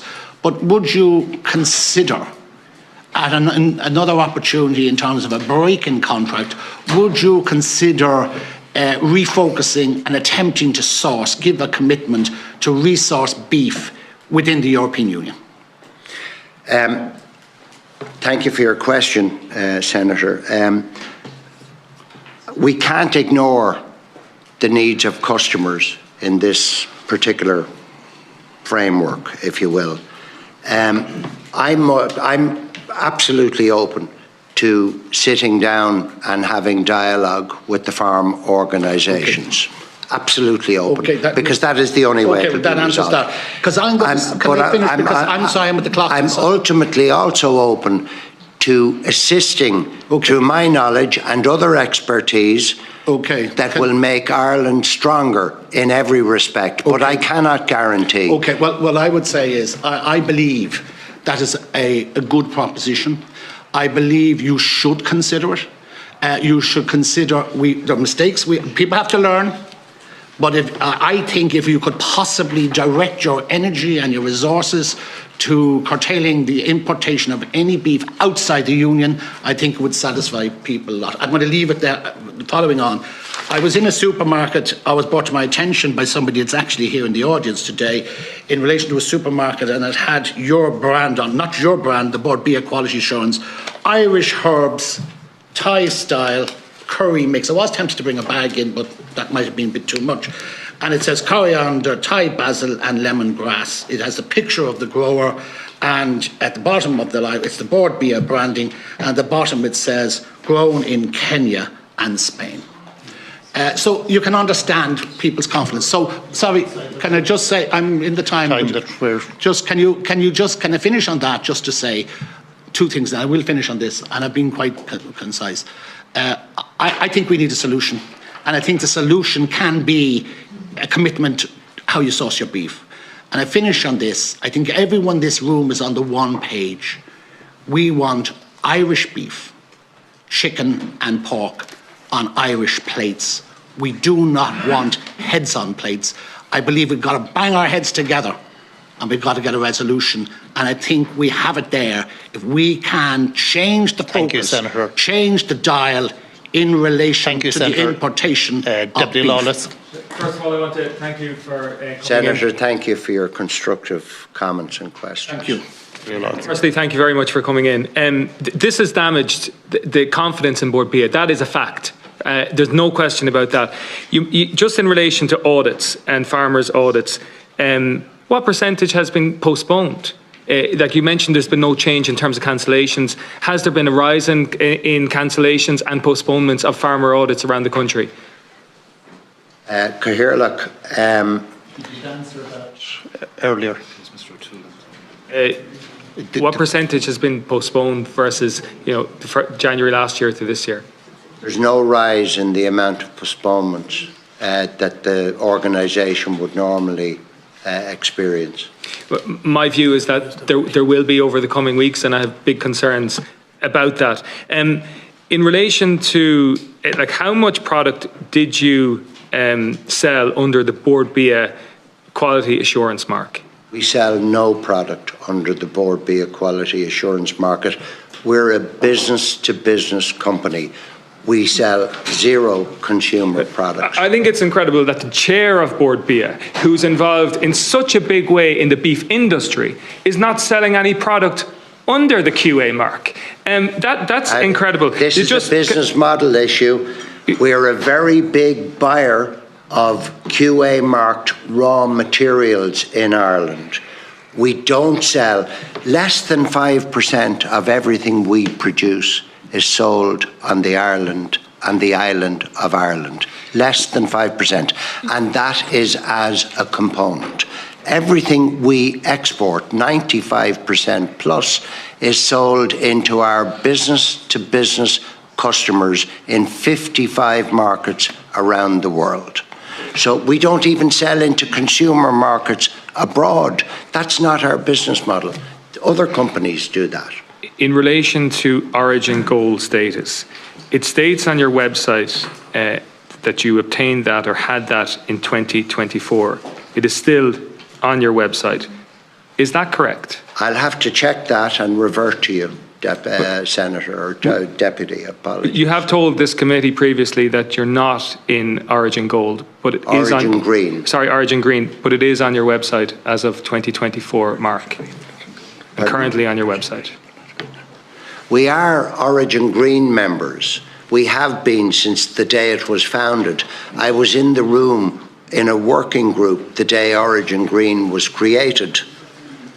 But we are not, there's a difference between being a member and Origin Green gold status. So you don't have the gold standard? Currently not, but we're working very hard to retain it. You told the previous member that it is your intention to continue to import Brazilian beef and also continue in your position as chair. To what % do you think it's acceptable? As chair of Bord Bia, as the primarily function obviously to promote Irish beef, etc. What percentage do you think that's acceptable? Is it acceptable to go to 5 to 10 to 20%? What's the limit? Look, if we were driven by price, it would be a bigger percentage than what it was. I don't think we need any more evidence than that. We're driven by supporting our customers' supply chain security plans and being able to tangibly demonstrate that in the event of a crisis, and whether the committee knows this or not, we have lived, as many members here and observers in the room have lived through some crises in this country which crippled exports for a period of time. I'm just conscious of the clock. In relation to contingency, there appears to have been no Brazilian contingency in 2020, 2021, 2022 and 2023. The contingency and the 1% appears to have come in when Irish beef has increased in price. Now that is a concern because there's very real concern around Merkosur beef that will drive down the price of Irish beef. That is a reality of the situation. And there's a significant correlation here in relation to your contingency. With the price of Irish beef. I'm delighted to see the farming community get the return that they have been getting for the last 2 or 3 years. Delighted. The reason no Brazilian beef was brought in those years is because of global trade disruption, and the contingency remained unpracticed and our customers wanted to practice it. Right, and what is the max in terms of that contingency? There is no set max. And what is your personal max as chair of the Bord Bia?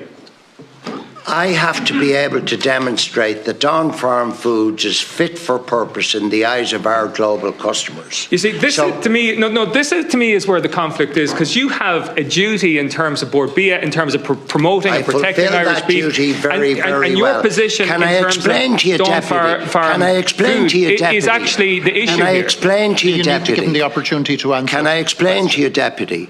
19 billion was the Irish export figure last year. Half, or just under half, 48% of those exports of all food products contained non-Irish ingredients. I have to go on. There is a contingency for beef and poultry, but there is no contingency for pork. Why not? No contingency in other sources currently exist. So, yeah, so there's no pork contingency currently in your company? There is beef contingency. Yes, and poultry, but pork contingency. There are no non-European contingencies currently exist for pork. Okay.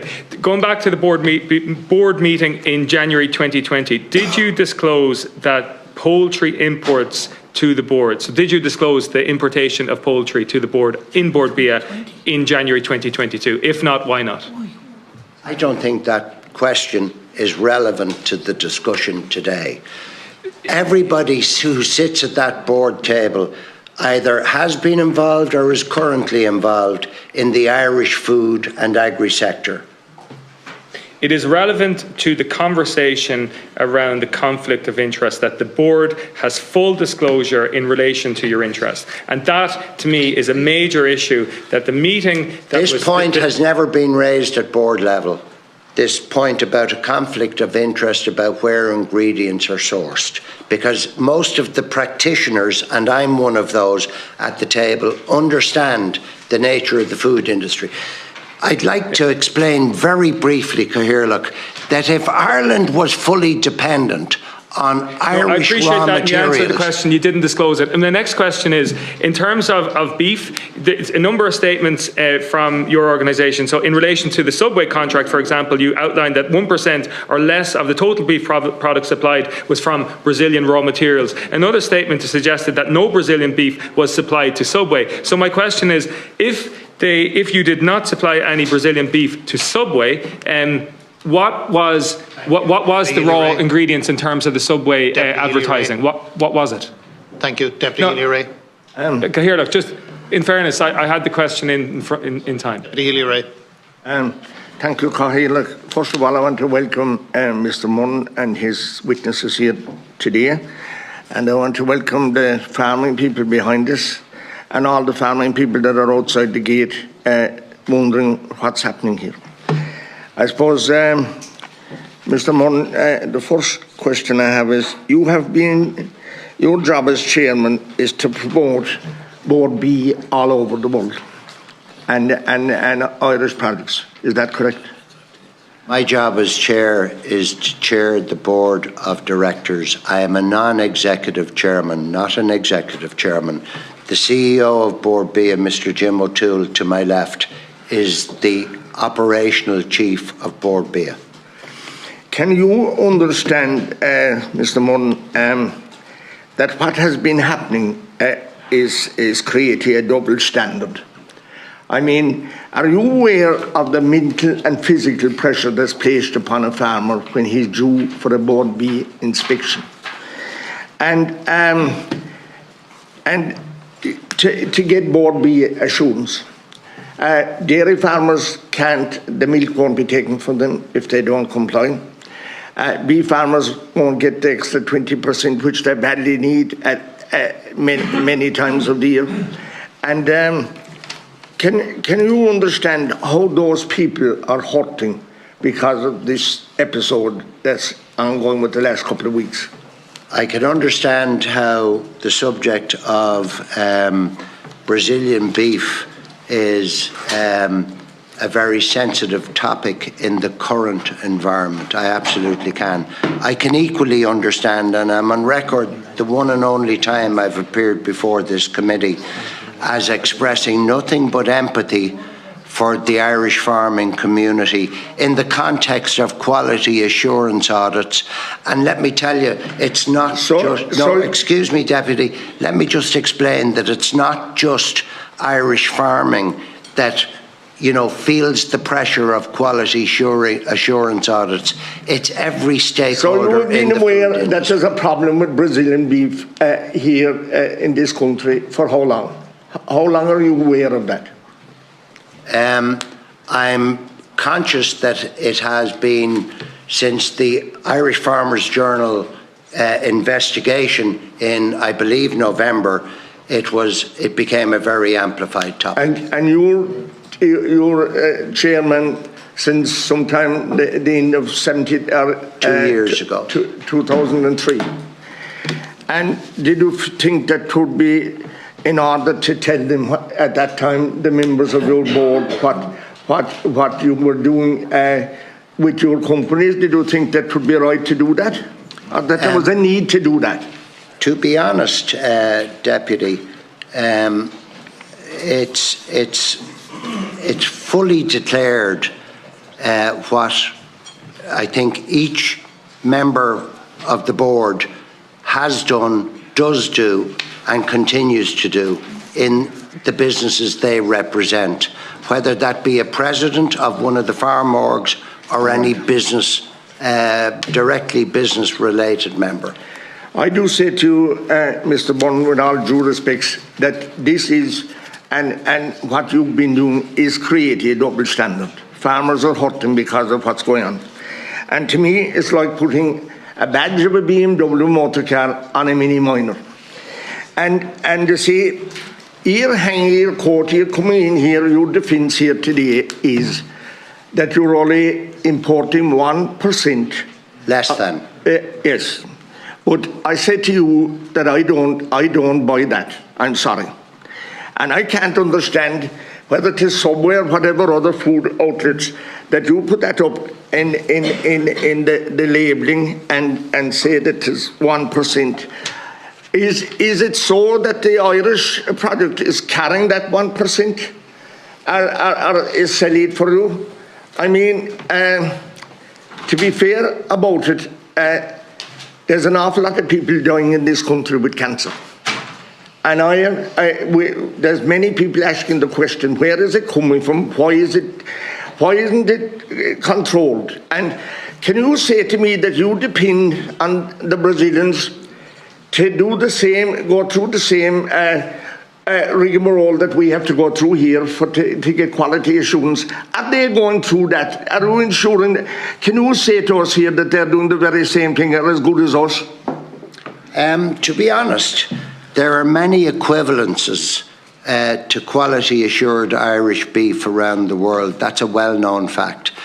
Brazil doesn't have what Brazil doesn't have, but it does have traceability insofar as this very tiny percentage of beef that we purchase there to demonstrate the supply chain security to our clients. And I'd equally add that none of, and I don't name customers' names, but this all started with a photograph that was flashed around in social media. I'm sorry, Deputy. Customers' names. I don't name customers' names. I'm not looking for that. Yeah, but the context is that none of the product concerned was actually sold to the customer in Ireland. None. You see, you say that the 1% is for contingency plans, that your customers won't buy what you're selling if you don't have a contingency plan, or if you aren't buying that you won't get enough beef. Yeah, everything that we do. Right, hold on 1 minute. No, okay. You can answer Excuse that. Me, Deputy. You're saying that is part of your contingency plan, that customers won't deal with it otherwise. I say to you here that we're exporting 90% of our beef. And I don't think that you have any problem sourcing beef. I'm sure that the Irish sell it to you quicker if you weren't buying it at all from Brazil, and that you could offer our customers way more guarantees. Would you agree with that? No, that doesn't. If you weren't buying it at all from Brazil, and that you could offer our customers way more guarantees. Would you agree with that? No, that doesn't actually satisfy customer requirements. A customer will not place all their eggs in one basket from a sourcing standpoint. All right, stay there now 1 minute. So 1% is satisfying, so or less than 1% you're saying? Is that what you're saying? I'm saying that demonstrates that it could be done if it needed to be done.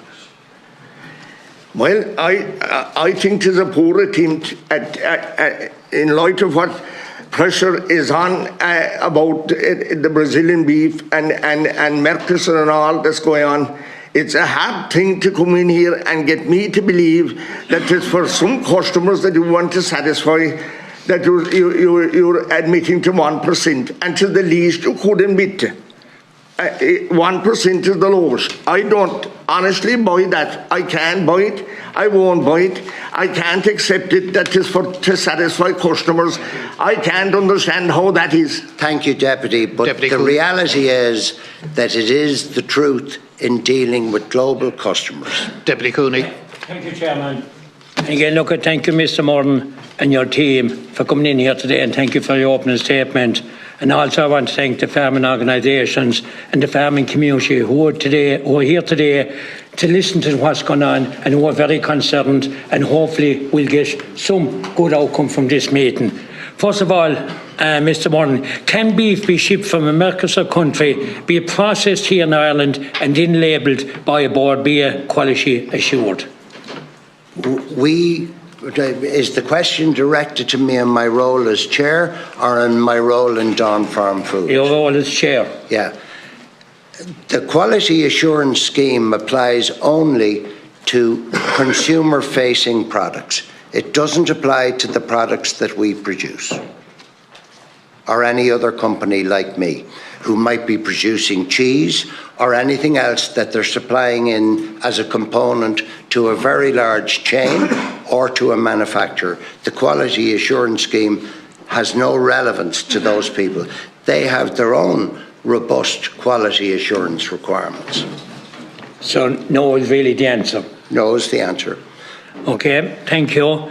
And again, I could see today a lot has been focused as regards your own businesses.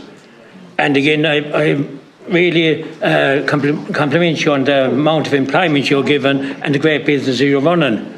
But I have interest in your business, but my interest is here today is about the farming community. As is mine. Yeah, well, unless there are possible damages done to the reputation of Irish food and drink businesses as consequences of the actions of bringing in Merkosur beef, I would have serious concern. Do you accept your actions in importing Brazilian beef, which will document to public health concerns into Ireland, can be only viewed as damaging to our international reputation for high quality, sustainable farming practices and an erosion of public trust in Bord Bia quality standards, which are excellent? Could I say two things? The Bord Bia Quality Assurance Scheme is one of the best quality assurance schemes in the world as far as I'm concerned. The Irish Food Safety Management System, as applied by the various regulators who perform in that space, is one of the best in the world as far as I'm concerned. The context for this is Ireland's global customer base and their placing of trust in me or my business and many more businesses in Ireland to dedicate a significant percentage of their supply requirements to us.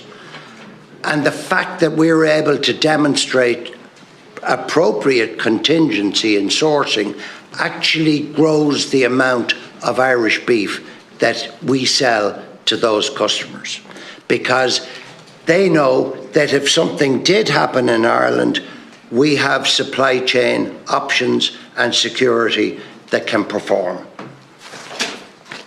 So really what we're saying is then you're not over concerned importing Brazilian beef, that it don't really encroach on the public trust and in Bord Bia standards. Is that what we're saying?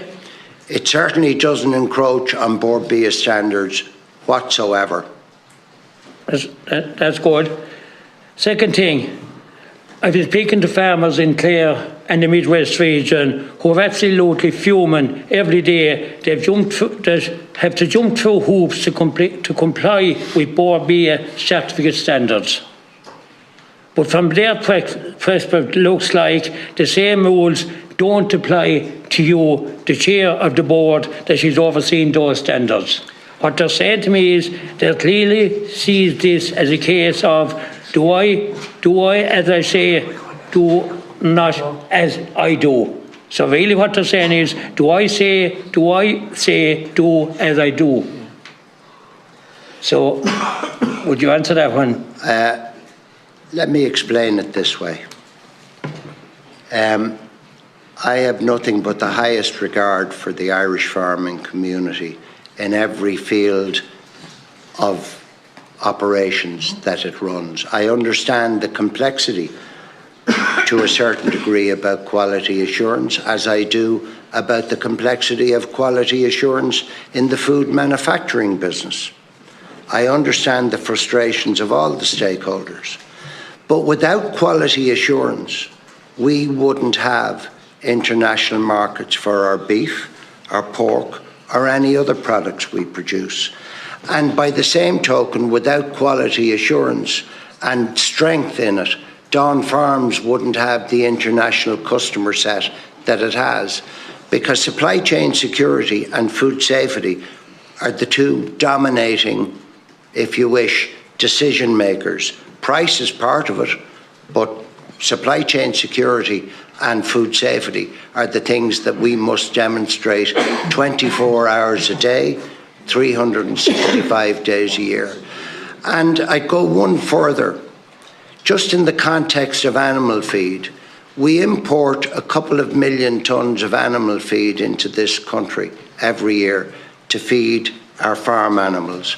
I don't have a problem with that. Part of those imports come from Merkosur countries. I actually don't have a problem with that personally, but it does suggest to me that in the light of the discussion being had here today, where the phrase double standards has been pronounced in questioning, it does suggest to me that the double standards allegation applies to Dawn Farm Foods, but not to farming. So, no, Deputy, please, no. Excuse me. Deputy, don't. Sorry, Deputy. Deputy, don't. The conclusion of my point is this.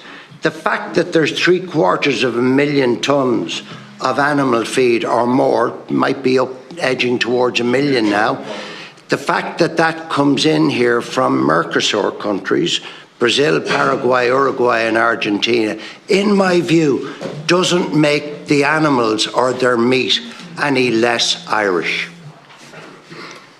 And can you see the concern why these farmers have, when they have to go through the hoops they have to go through to meet the Bord Bia certificates, and they still have serious concern about this beef coming in?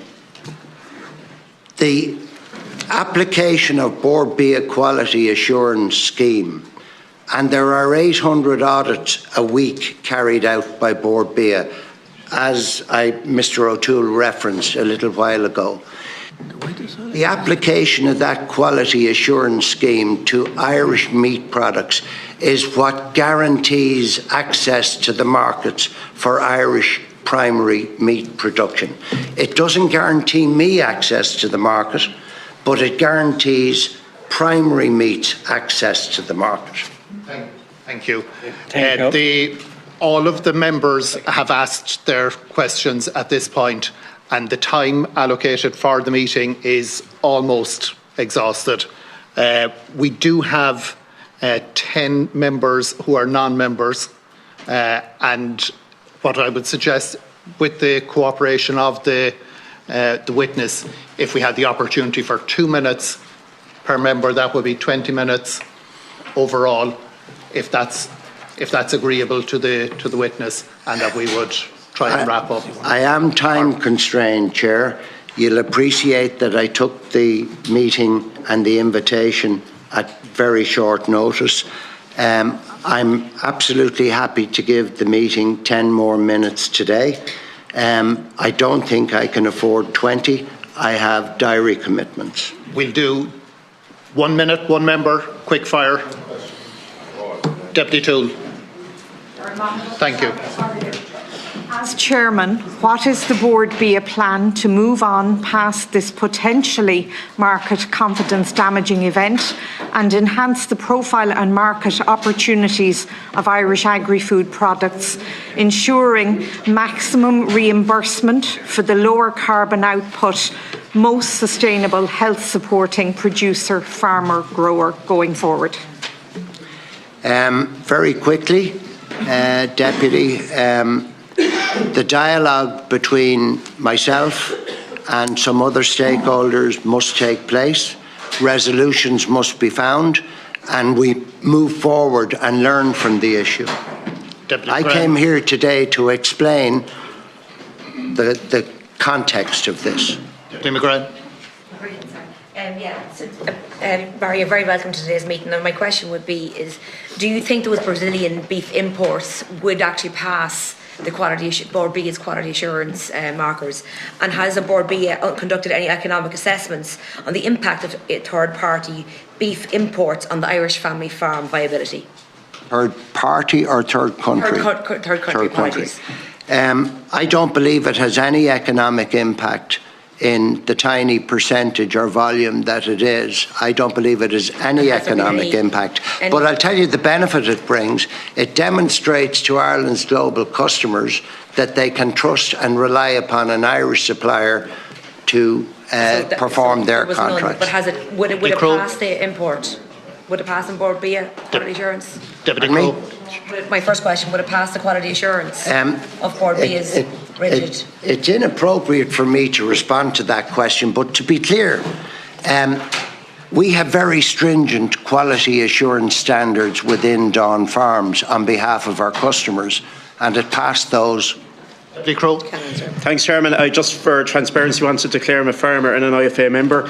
In April 2024, you came here as a chairperson designate for ratification here at the committee. Your testimony that day was interesting. I'm just going to quote some of this back to you. "We are selling our expertise and the reputation of Ireland Inc. You spoke about the desire of your company to get to the point of import replacement, and then you concluded by saying you're building a food brand Ireland, which in effect is our reputation with customers and consumers, and further developing its proof points." I want to hone in on that last 2 words, proof points. Are the proof points of an animal that may not be tagged in Brazil, rare in grassland, there was once Amazonia, is that comparable? Is that comparable with a farm in Ireland? Are the proof points equal? To be frank, in my heart, I believe that Irish beef stands above any beef in the world. So will you give us an undertaking saying no more Brazilian beef? I can't give you such an undertaking. I can't give you that undertaking. Your position here. I'm going to focus on farmer confidence. As far as I'm concerned, farmer confidence has been shattered. I'm not just talking about farming organisations, they can speak for themselves. I'm talking about regular farmers on the ground. Mr Murrin, you've said in today's meeting that you've been contacted by farmers who support you. I have been inundated by farmers saying the opposite. What could you possibly do? As you have said, you plan on staying on. So if you do stay on, what could you possibly do to restore that confidence that I think is shattered? I think the first thing I have to do is have dialogue with the stakeholders. And we all need to learn from this issue and ultimately learn how to make Ireland, for all its stakeholders, stronger in the context of how it's viewed by international customers. Thank you. Deputy Callan. Deputy O'Callaghan. Deputy Callan. Thank you very much, Chair. In your opening statement today, you really hit the nub of the issue, that the charge is that it's incompatible for you to be the chair of Bord Bia while being involved in Dawn Meats, because that poses a conflict of interest. So my question is, given that Bord Bia relies on absolute trust from farmers, consumers and taxpayers, can you please explain to me simply and clearly why, and crucially how, farmers in Carlow and Kilkenny can put their trust in you specifically to uphold the integrity of the Irish food market? I've always upheld the integrity of the Irish food market. My track record speaks for itself. I fully support the farming entities in this country and the ordinary decent farmers who do a very hard day's work every day to comply with all the regulations that they have to meet. But I also want to add, so does my business have to comply with all the regulations that come upon us from within and outside the country with our global customers. So it's on all our interests to be the most compliant businesses that we can be, whether that be a farm or a food manufacturer. Thank you, Deputy Brennan. Chair, this is also addressed to you. I've listened for almost 3 hours now to a very, very detailed presentation, but I can see the concern within the room, but I also can see the concern in relation to farmers and in relation to the field double standards and not a level playing field. But we must step back now, and where do we go from here? I'm asking you as chair that everybody puts all the stakeholders put their green jersey on now, and you should call that a meeting of all these stakeholders are put in a room and debate this out, or else this is going to have a detrimental effect on the future of Irish farming. This needs to be done, and it needs to be done sooner rather than later. Thank you. Deputy Nolan. My question is, how can someone who has been importing an inferior product, and I want to emphasise, this is a product containing banned hormones. It's not like herbs. Sorry now, Deputy. Banned hormones. I understand that such an incident happened. Of authority for the marketing of Irish beef. How can you continue? Because if it was Irish farmers using banned hormones, they'd be in serious trouble. How can you continue? And how can you, as a representative, have credibility to sell our products abroad? How can you have credibility? Because I'm appalled that you would lay the blame on farming organisations. Appalled. Take responsibility. Mr. Murrin, can you understand the frustration and anger amongst the farming community who pay $6 million per annum to Bord Bia, and indeed the general public and the consumers? They're very annoyed. Bord Bia has been very successful because they can stand over the high quality product and the high quality raw material produced by Irish farmers and then presented by Bord Bia to the markets all over the globe. Do you accept that the brand Bord Bia has now been severely damaged? Do you accept that the board has been damaged? And do you believe that that both the board and the brand can recover? I don't accept that the reputation of Bord Bia in the context or in the eyes of our global customers has been damaged whatsoever. I do accept that there is a farmer issue here that needs to be better understood, and it's for the benefit of industry and farming that it is better understood in the context of the global marketplace, and that's why dialogue needs to take place. Thank you, Chair. Mr. Murrin, do you accept the findings of the Farmers Journal investigation? I don't have a particular view. I read the article at the time and the various articles that were written. I would say that our food safety systems, into which quality assurance fits, far exceed national standards in the context of what any supplier to us must do. I just noted when you were talking about it earlier, you used air quotes, which always tends to indicate that you don't tend to believe what you're talking about. So it would be very important to know what your position on that is. Thank you. Very brief. I'll repeat, Cahir, look, I'm open to dialogue. Thank you. Deputy Murphy. Yeah, just very quickly, Mr. Murrin, I just want to talk about consumer confidence. imports of Brazilian beef, I don't know, deliveries on a weekly basis? To what extent are you testing that raw product coming in from Brazil? Is it limited to routine pathogen analysis? Do you do any additional analysis on that product? Do you subject to, for example, testing of growth hormones? And do you carry out unannounced audits to your suppliers in Brazil on site? Yes, we do carry out testing, as do the competent authorities, particularly in the light of the controversy that this has created in Ireland, and our own quality assurance Food Plus standards, the bar is set very high. And unannounced audits in Brazil, on site in Brazil? We have our own auditors who have conducted audits in third countries that we might source from. Thank you, Deputy Clendenin. Thank you very much, Chair, and thank you, Mr. Murrin. You haven't lost the dressing room, but there's certainly a split in the dressing room, and you're going to undertake dialogue to address that. Can you give us a deadline as to when that dialogue will be complete, and will you report back to this committee with the conclusion of that dialogue? I don't think that's possible, with all due respect, Deputy, but I do thank you for your question. The dialogue has to happen in the interest of all stakeholders. But we need to see this move on. We need a deadline today to be able to ensure that I don't think it's possible for me to give you that deadline. The longer this goes on, the more it's going to have a reputational impact on farmers, on our food sector, and on everything that's going on in this House. And I think we need to have a deadline of that dialogue to ensure that we can move forward.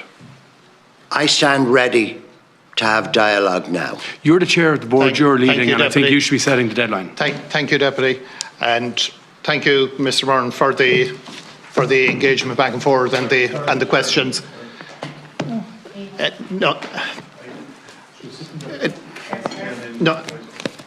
Very quickly, please. Thank you, Chair. No, first of all, IFA member from Longford, representing the farming community in Longford Westmeath here today.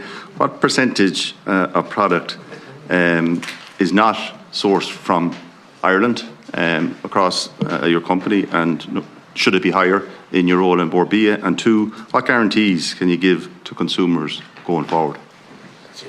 Firstly, we don't supply consumer markets. That's the first thing. From a Don Farms perspective, we supply business to business, and everything we do is customised.